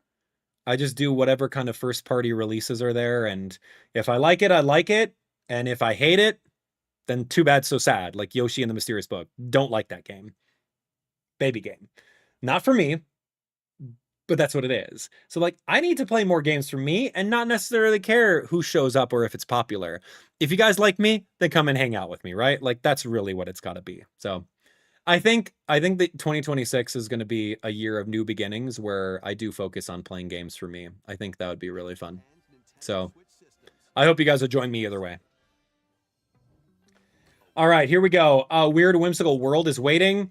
I don't know what Pikuniku is. It looks like some Katamari Damacy weird game with artistic stuff. You just run around, solve puzzles. I couldn't really tell you too much about this one, but if you played the first one, maybe you'll like the second one. Cool, it's available in 2027. What was this? What was this? Prepare for? Oh, yeah, Dragon Quest. As soon as I saw these girls, I'm like, yeah, it's Dragon Quest. So I played through Dragon Quest Monsters, at least like a good 10, 20 hours of it off screen. When I was getting ready to make the video showcasing third-party titles on Nintendo Switch. You can look it up on my channel. Love it. Dragon Quest Monsters was really fun. It's kind of like Pokemon. Actually, Pokemon is kind of like Dragon Quest because Dragon Quest was like the absolute first genre and franchise to do the monster hunting battling concept. So Pokemon is like Dragon Quest. So let me correct that. Yeah. So Dragon Quest Monsters is really fun. You go around, you fight monsters, you recruit them, and then don't get too attached to them because you fuse them together via monster synthesis and you make all sorts of new monsters that are stronger. Really fun. Really fun. So you constantly have a new flow of monsters all the time, and then you do these things. So yeah, I love the music. Dragon Quest Monsters, December 3rd. Have a fun time with it. Yeah, that's really fun. I'm so sorry. I don't know who that is. I'm not too versed in the franchise, but I'm sure that person is really cool. It's a cool game. All right. This one over here. This one is, was this the Duskbloods? Yeah. So this only shows like a cinematic cutscene for Duskbloods. This is the From Software, the Elden Ring developers. I admittedly have not played Elden Ring. I played through a little bit of Dark Souls 1. But that was pretty much it. So me seeing Duskbloods, I'm not 100% hyped. I can see that people are. Awesome. And they're going to do a closed network test. How do you apply to get on that? I have no idea. So summer. So give it a couple more months. And then they'll do something. Whoa. You guys are going to have to give me details on that. A treasure hunting game. Okay, so here's my problem. And you saw this. You saw this when I was watching this direct, is that I'm not impressed with Splatoon Raiders. I'm really not. I'm not impressed with it. And trust me, guys, I'm going to give you some context. I love Splatoon 1, played a bunch of that. Amazing. Splatoon 2, so cool. Octo Expansion, amazing. Octo Expansion was huge. It was great DLC. Splatoon 3, loved that game. It was awesome. Side Order, loved Side Order because it was a DLC. I think it was like $20, and we got this full new game mode that was a roguelite, and it was so good, right? But after I started opening up my eyes to Splatoon, the main story and the actual sequels, I just started realizing that Splatoon is really just rehashed every single iteration. It's just the same game we're paying for, and then they change out a couple weapons over here, and it literally plays the exact same. You look from Splatoon 1 to Splatoon 2, from 2 to 3. The main stories of the games are, we made this one level, and we want you to get to the end of it, and then, you're going to do it, you're going to jump in, you're going to do it the exact same thing. I know you can say that about a lot of different games, but I think with Splatoon, it's more so because it's literally just copy pasted and then tweak a couple things. It's not like Mario 64 going to Mario Sunshine, or Mario Sunshine going to Mario Galaxy, or Mario Galaxy going to Super Mario Odyssey. You're not seeing those generational differences in the gameplay. And so that's what the hard thing is for me to really enjoy about Splatoon, is that it's too much copy pasted and changed. Now, we just recently had Side Order. and it was amazing. Again, Nintendo graciously flew me out to their San Francisco offices, and I got to play Side Order before it came out, and I was in love with it. Not because Nintendo flew me out, no, because I love the gameplay loop of it, and it wasn't a full-on game. You didn't have to pay $50 for it. So, with this, with Splatoon Raiders, this game is really just looking like a DLC. There is absolutely nothing in this trailer that is convincing me that this game is worth $50 as a full-on game. There's absolutely nothing in this that's saying it. If they said, this game is open world, it's got so many big levels, you have X, Y, and Z coming back from the previous games, from this, that, and the other, they're not selling it at all. This is a small map, albeit that's just what they're showing. I'll hold my reservations. But you need to convince me that these little fishbowl levels, you need to convince me that it's more than just, oh, get to the goal in this small, tiny fishbowl, and then upgrade your weapons when you get back to the base, which is literally what Side Order was. So I have a big problem with Splatoon Raiders because of that. And Splatoon fanboys are just going to say, oh, I love it, I'm just going to eat it up, right? But you can see over here, the gameplay is copy-paste since the Wii U game. There's nothing changing about that. All of these enemies are copy-pasted from Splatoon 3. The Salmonids, they're all there. All of their programming is the exact same thing. So, okay, you made up a new grenade sentry turret. Okay, that's not anything. We're collecting all these fish eggs, which is what we did in Splatoon 3 with the Salmonids. Like, it's the same thing. So I don't feel that this is warranted. This looks like $50 DLC, and that's why it makes me upset. Is because I think it's very anti-consumer, and I think it's lazy.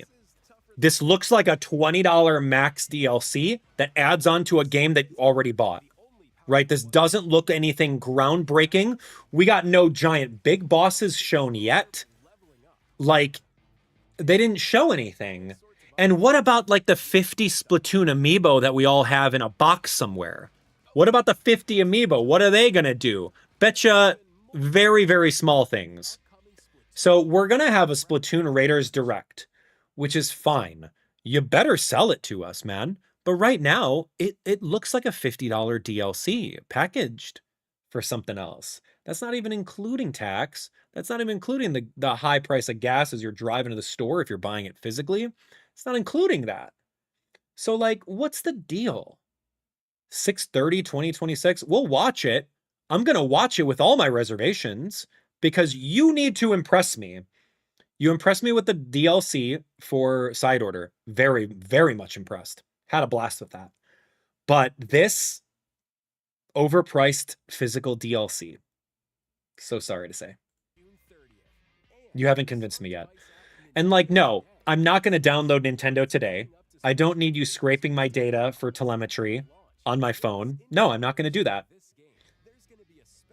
And then there's a Splatfest announced. So Nintendo, stop trying to make Nintendo Today a thing because I'm not downloading it. So I'll just keep on getting my news from X and other social media, whatever. But no, I don't need another app on my phone to scrape my data. I'm so sorry. All right, so Splatoon single-player focused Splatoon game. Look at that. Could be a DLC. Tell me how it's not. Oh, guys, hold the phone. Hold the phone. You better get your new colors of Joy-Con. Oh my gosh, you better get your new color of Joy-Con. Oh my gosh. What in the world? Why don't you? Why don't you get your new colors of Joy-Con? How much is that? That's gonna be $9, dude. Oh, here's a blue and yellow one. Like, what are you doing? And I told you this during our predictions. I told you this during the predictions.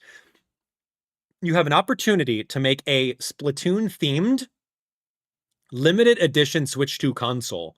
You have the opportunity to do so, but you fail at it because you know for a fact that Nintendo Switch 2 isn't selling as much as you expected it to. So riding on the coattails of Switch 1, you have a lot of stock sitting on shelves right now, and you don't want to manufacture these limited edition consoles and ship them out everywhere because you know people are hesitant to buy it. Could have made it. Could you imagine? Splatoon with like the colors of yellow and light blue splashed all over the dock, splashed all over the back of the Switch 2 and the Joy-Con controllers, maybe an ink here, like a little squid here, maybe Big Man on the back, right? They could do these things. They could do these things, but they don't. So there we have it, friends. They're not going to because they know it's not worth the manufacturing costs. It's not going to sell well because Switch 2 is sitting on shelves right now, a year into it, and it's not worth the price. Even before the price hike, Switch 2 is not worth the price right now. But everyone's worth is different. Everyone's worth is different. So you take a look at the titles that are exclusive to Switch 2 and you make that determination on whether or not you want to spend $500 plus tax plus the $70 price of the game. Anyway, Deltarune, low-key lost on me. This is not my generational game. Undertale was okay, but I wasn't a kid obsessed with that genre. I wasn't a kid obsessed with it. I played through Undertale. I played through Deltarune 1 and 2. But yeah, this is a generational thing, and I think this is a Gen Z kind of game. It seemed okay, but I am not obsessed with it. But I'm glad that Deltarune has an update. Here we go, launching June 24th as a free update to Deltarune. Great. I love free. I love free, and I love that people love this. Well, I may give it a chance, but June 24th, I'm busy with Star Fox, man. You're gonna have to take a page. Take a page for this one. I may have to play the first and second one over again, so we'll see. Speaking of JRPGs, this is Atlus. Atlus does an amazing job with their JRPGs too. Admittedly, I have not played any of the Persona games, so I am not too versed. I'm not a competent judge in this whole genre, but what I've seen is people like Metaphor a lot. This has come out on other systems prior, correct me if I'm wrong. This was on like PlayStation or Steam or something like that. So Switch is catching up on this one. Switch is catching up on it. So very, very interesting. Yeah, very interesting on that. So let's continue on. The gameplay looks pretty fun. I really want to get into the Persona series. I really do. Especially the one with Joker in it. I think that's mandatory. You should do that. So we'll see. We'll see. So Sega, this is Atlus, right? Yeah, Atlus and Sega. Minecraft coming on board. I mean, Minecraft is still, to this date, the most popular game in the world. So I don't see why they wouldn't do a Minecraft Nintendo Switch 2 edition. Looks kind of interesting. So now they're going to be doing like a full reel. They're going to be doing a full reel of it. Yeah. So yeah, here's a reel of all the hits that are just getting slight shout outs. I don't really know much about these. Observer looks kind of weird. Days looks like another, I don't know,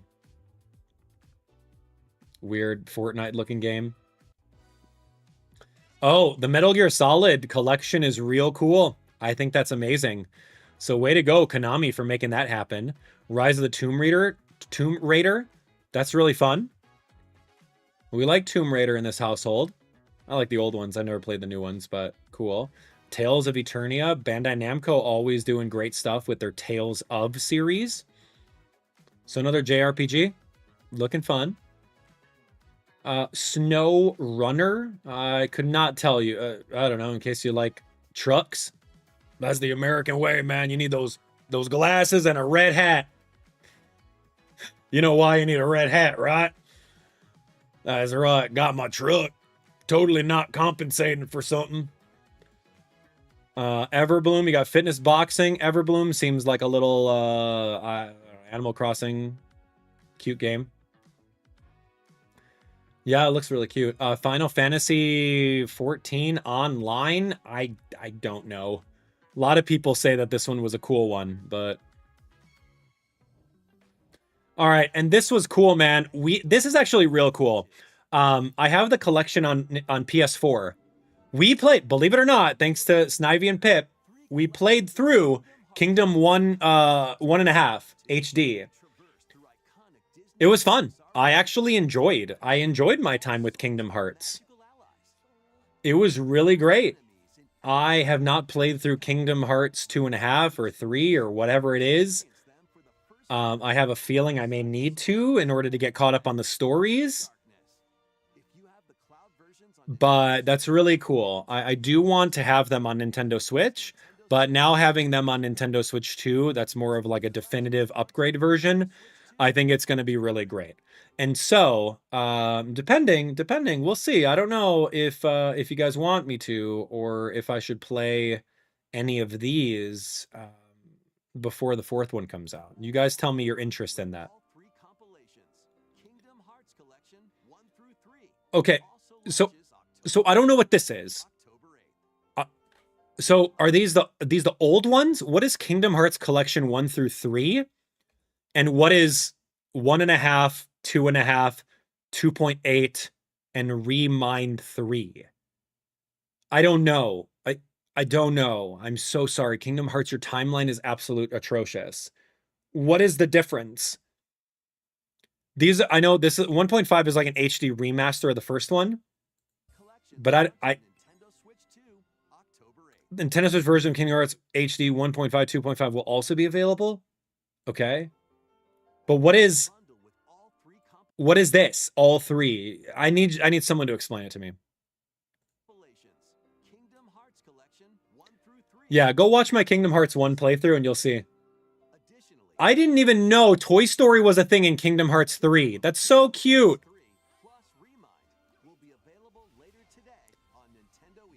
A demo? That's so cute. I did not know that. Anyway, super cute. Okay, so then the main... Is this the main course? What was this one? Oh, no, this was the trailer to the new Kingdom Hearts. I've seen some screenshots. Didn't they do something like this at the PlayStation State of Play? And we're just getting sloppy seconds over here. Correct me if I'm wrong. But I've seen screenshots of this before.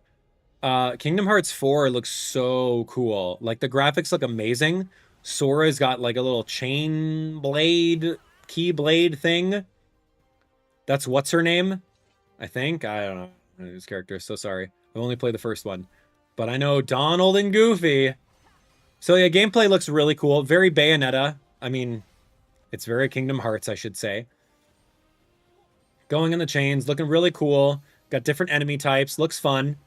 I'm gonna skip through here just a little bit over here. It's made by Square Enix, man. So like, I have full faith in that this is gonna be a good game. So Kingdom Hearts 4.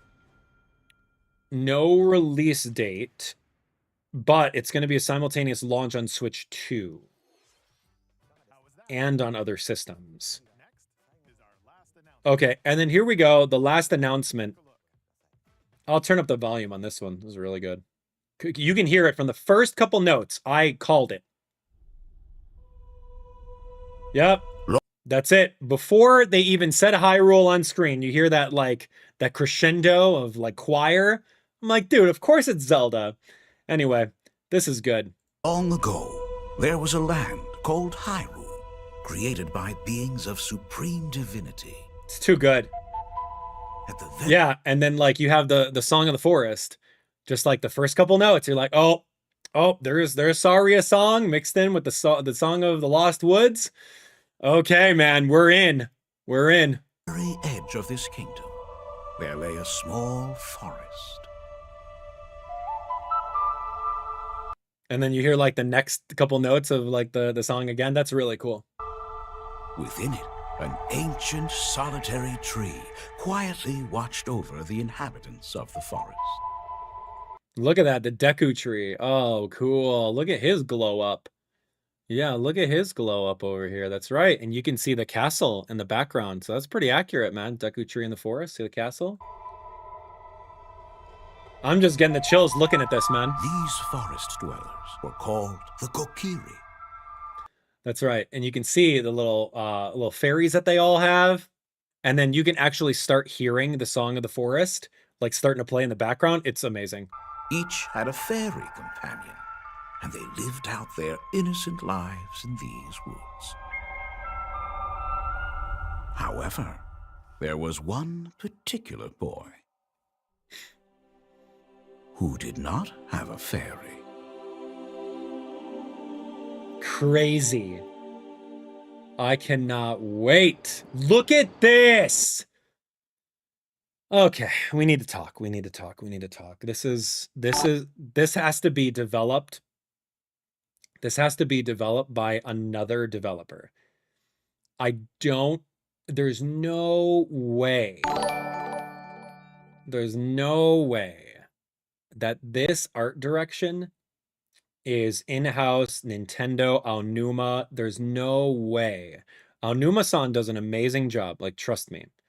But like, this has to be another, maybe Bandai Namco helping out, maybe Capcom helping out, someone else, because this is wild the way this looks.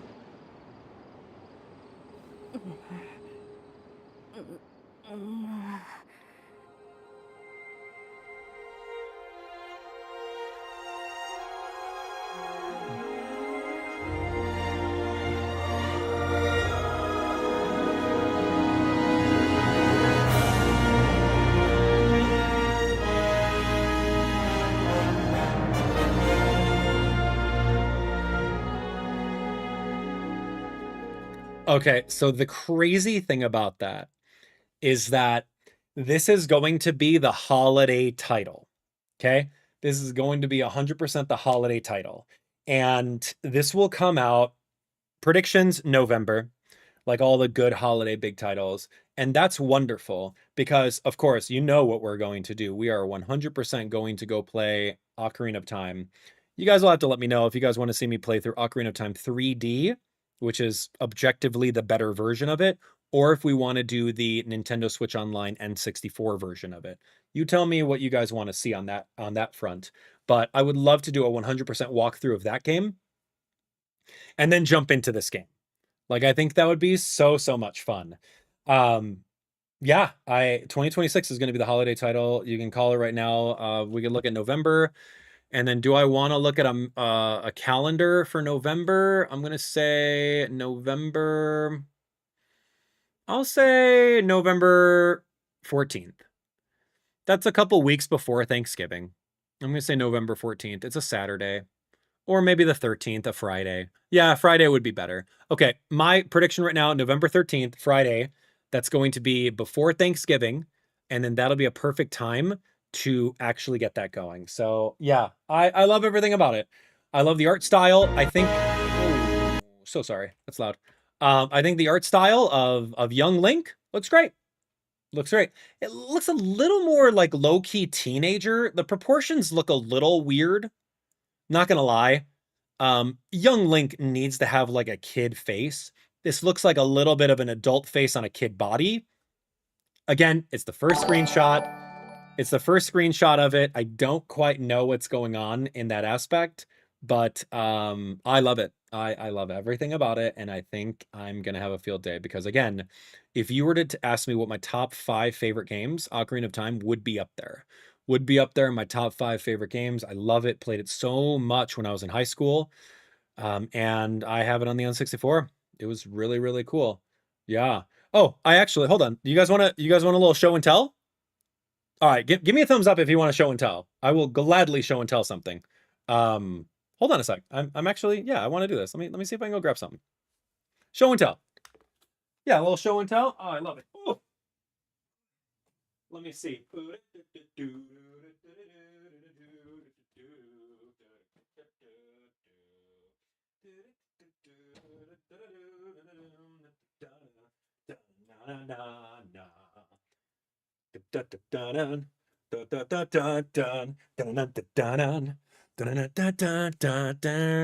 right, here we go. A little show and tell. This is let's get that out of the way.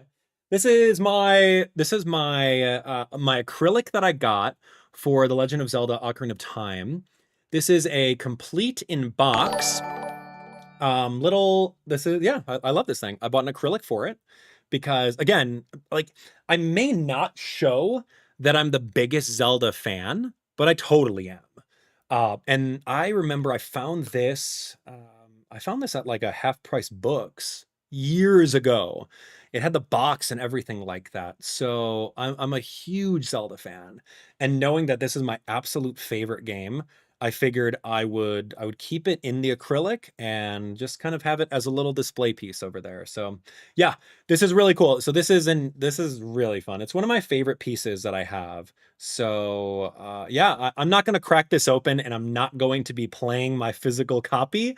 We'll play on the Nintendo Switch Online version, or we'll hook up the Nintendo capture card and we'll get that going. But yeah, I mean, huge Zelda fan. Like, I have aspirations of putting my Master Sword above over here, or maybe below on the back wall. I bought one of the replica Master Swords from the Nintendo store, so I would love to just mount that somewhere. That would be really fun. So this one's really fun. Love that. I wanted to do a little show and tell of one of my favorite gems, and I think the acrylic plastic just makes it look all that much better. So anyway, there's a little show and tell for you. Hopefully you guys like that. But I can't wait. Truly cannot wait for the Zelda game to come out. So that'll be really, really fun. Can't wait for it. So there we have it, friends. That's it's pretty awesome. Yeah. So overall, looking back at the Direct, I think that it's going to be really fun. I think it'll be really fun to actually go through and see these games. So what I'm going to need, and maybe you guys can help me out, I'm going to need like a release date list, maybe in the chapters. I think that would be perfect. Maybe if we look at the chapters, we can put the name of the game and the release date next to it so that I can write it down on my calendar. I can set up some advanced live streams so that we can get that going. And then I could plan for it accordingly. That would be wonderful. So I just got to go back and scrub through this and actually see. So a lot of things happening, man. So that was the Nintendo Direct. What did you guys think of it? It seemed really cool. Devin came on board. So yeah, Mr. Variable Pricing. Mr. Variable Pricing, Doug Bowser is no longer the COO or CEO or president of Nintendo America. Variable Pricing, Doug Bowser is gone. And then now we have Devin over here. So I've got high hopes for Devin on how she does with everything. She's not necessarily in the spotlight as much as Reggie or Doug Bowser was yet, but I'm sure she's working on a lot of things going on over here. And if she was the one that contracted someone else to do Star Fox, then I'm all in for it, because that was a delight. So yeah, Devin comes on board and says, hey, heads up, we're working on a lot of cool things. In case you like Splatoon, we're going to showcase Splatoon and all that stuff. So really, really fun. Yeah, so I'm scrubbing through here. It looks like the Treehouse is doing, they did a block of Star Fox. They did a block of Splatoon. I'm kind of scrubbing through over here. And then they did a block of Rhythm Heaven, where they're going to be playing that game. And then Rhythm Heaven again. And then more online player Star Fox, where they're doing that. I think that's kind of where they're at right now. Let me actually see. Oh, no, it ended. Oh, it absolutely ended. So I'm cool with that, actually. Why don't we do this? I'm going to give you guys this. We can watch it. And we'll go from there. So there we go. That is it. So that's the analysis. We'll probably end up just leaving this on, and I'll tune into it every now and then, but I gotta go get some breakfast, man. All right, I don't need to look at you, no offense. Love the eye makeup. That looks great. And I saw wings over there. Cute. But let's just do this. Sorry, that's not my pause screen for the end of this video. Here we go. With Nintendo in the house. All right, friends, that's going to be the analysis. I talked to you guys for an hour and 35 minutes with all my full thoughts of everything for the Nintendo Direct. What did you think of it? What are you guys most excited for, and how would you rate this Direct? This Direct, honestly, it's like an 8 to 9 out of 10 for me. There's a lot of different things that are floating around over there. They copy pasted the same game genre at least 6 times with the hack and slash, to fight dragons with a shield sword overused concept. But I think there were some gems in there. And even if I'm not hyped for every single game, some of you guys may be. And it's always a win whenever we get more games over here, it's making that hard price tag of justifying spending $500 plus tax for a new redundant system. It makes it a little bit more bearable when we have a lot more games on it, because right now in the state of Nintendo Switch 2, I'm going to tell you it's not worth purchasing one if you don't have the funds for it. Absolutely not worth it. Stick with your Nintendo Switch 1 OLED or your Switch 1, whatever base unit, until you find a whole bunch of games that you really want on there. But 2026 is looking to be real good. I got to go take a look at my calendar and really get some things set up. And then there's a Star Fox demo, so I might stream a little bit later on and go give that a shot. So guys, thank you so much for watching. Thank you for watching our reactions to this. And I'm glad that we got our Ocarina of Time thing ready to go. So all right, friends, I will chat with you guys later. Let me know in the comments what you guys think, and we'll go from there. Thanks for watching. All right, we'll hang out for a couple more minutes. That was the recording for that. That was the recording. We're going to put that on the channel, so make sure that you guys go check that out. I'll make sure that I get everything kind of uploaded and everything like that a little bit later on today. I'll get my raw reactions a little later. I think that's going to be it. So I hope you guys would just tune into that and comment on the videos. Leave it running in the background. That would be amazing. Let's talk, everyone. Thank you so much. Good to see you, JMac, for 105. Happy 105. And Nami, thank you so much for the super chat over there. This leak, the direct would have been a million times better if they didn't leak it. You're 100% correct. And I kind of said that earlier. I kind of said that, and I didn't like that there was that kind of leak for the Ocarina of Time remake. I hated every bit about that. There's no way of, if you're on social media, there's no way you can shield yourself from that nonsense. And yeah, you take it with a grain of salt. Sometimes take it with a grain of salt, but other times it's just like, it's just in your face and you roll your eyes. And like I said earlier, it's just like the Mario Galaxy movie. Like, I hated that they officially announced that Star Fox was in it before the movie came out. Like, I hated that so much.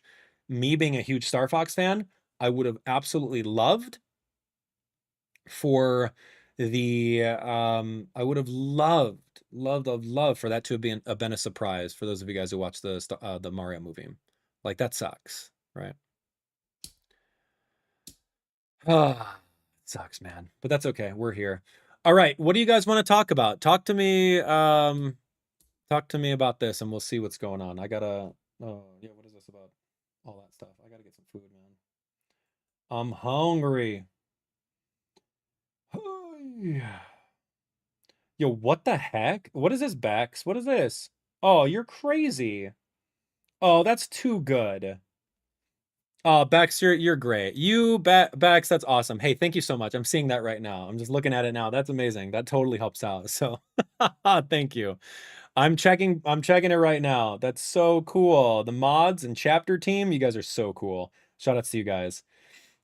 Definitely need some help with that. So thank you. Appreciate you guys. I see it. Thank you. Yeah, mods and chapter team pitched in and got me a DoorDash gift card so I can focus on that. I don't know if you guys saw my update on YouTube, but yeah, I've been dealing with a lot of things. So a lot of things going on right now. So you guys, if you guys want, you can, I'm not going to dwell on it, but you guys take a look at my YouTube channel post and you guys can get abreast of that. That is too cool. Thank you guys so much. Too good. Oh, I love you guys too. You guys are great. Thank you. That's so nice. That'll totally help out big time. So appreciate you. All right, let's chat. And then I'm gonna let this run while I go get some breakfast or something.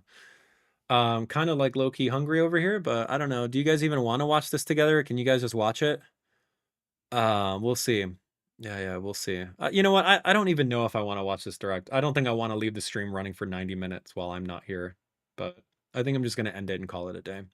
I won't, yeah, who cares? It's Star Fox. Maybe I don't want spoilers in the Star Fox game, and maybe I don't want spoilers in Splatoon, and maybe I don't even want spoilers in Rhythm Heaven, because we're going to be playing all three of those games within the next 2 months. I'm good.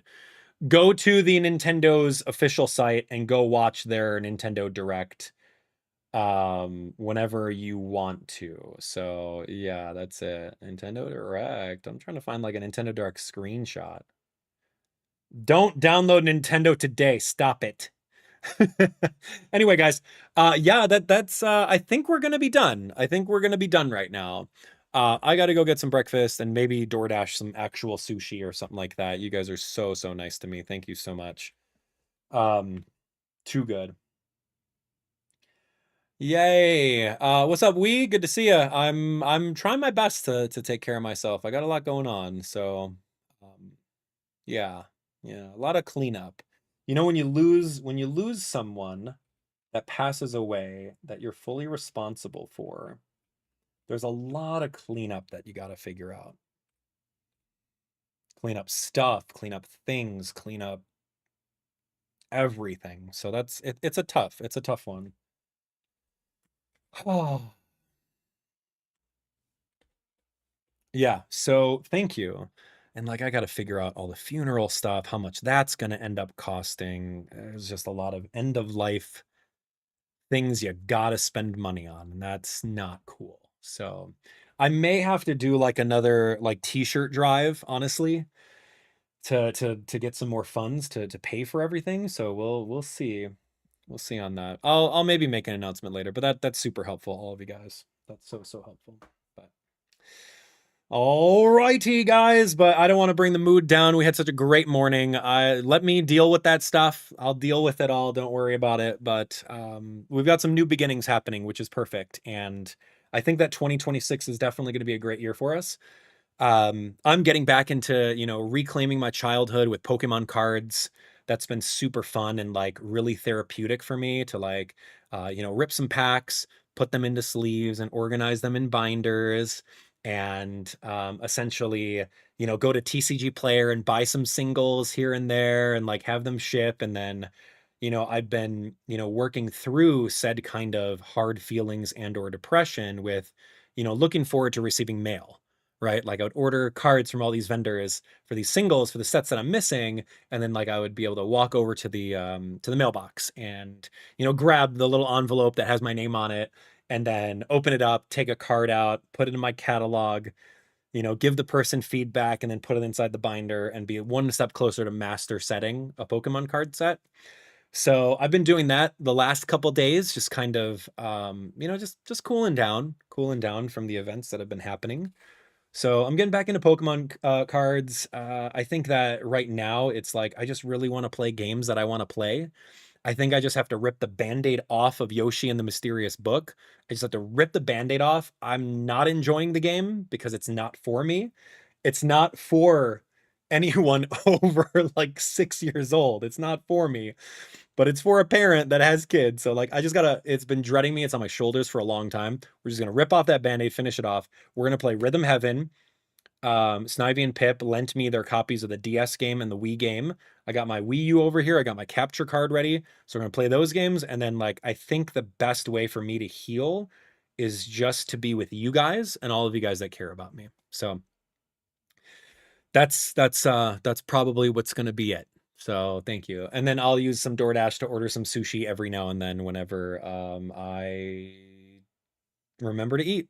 That's it. I know you guys care a lot. Thank you so much for caring. And I know all of you guys do as well. That's perfect. So thank you. Oh, man. Well, see, Yoshi and the Mysterious Book, that's a commission, right? We're putting that on Sensical and we're putting it on Kid Doodle. So like, I have to finish it. Like, I'm going to finish it. So I can't say, screw this game, we're moving on. So we're going to get that. And then I do want to play the Star Fox games, the Star Fox Marathon. So anyway. Good to see you, Luna. Thank you so much for the super chat. Thanks for all the love. Friends, that's going to be me. That's going to be me this morning. I got to go take care of stuff. I got to go stretch out some. I got to go get some sunshine. I've been in this Pikmin hoodie. I've been in this Stephen J. Pikmin hoodie for literally all day waiting on a Pikmin announcement, and we didn't get one. So that's unfortunate.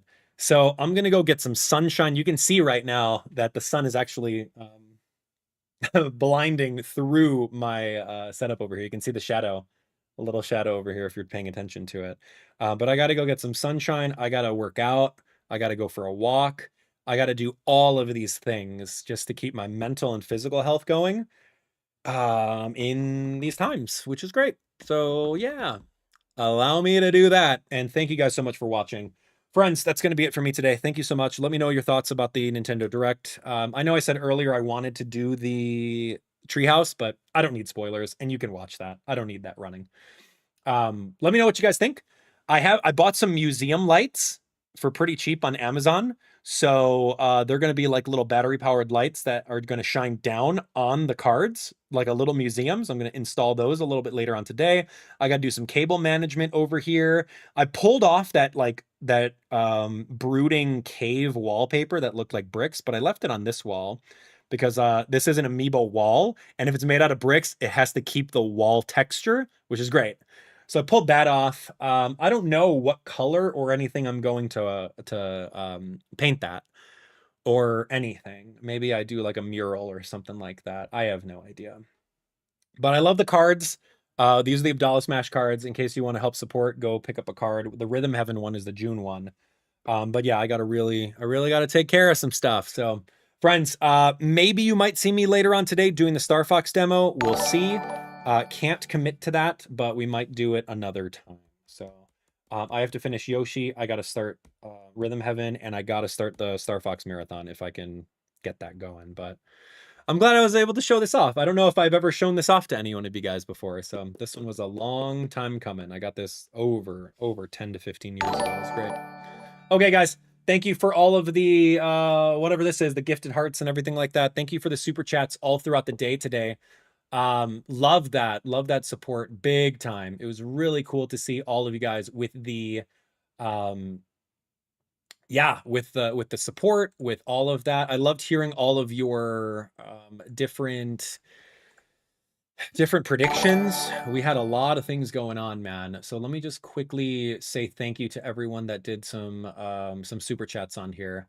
Okay, right off the bat, thank you to Vidiots for the super chat. Paige, thank you for the super chat as well. Red Fox, we had Thomas Harden.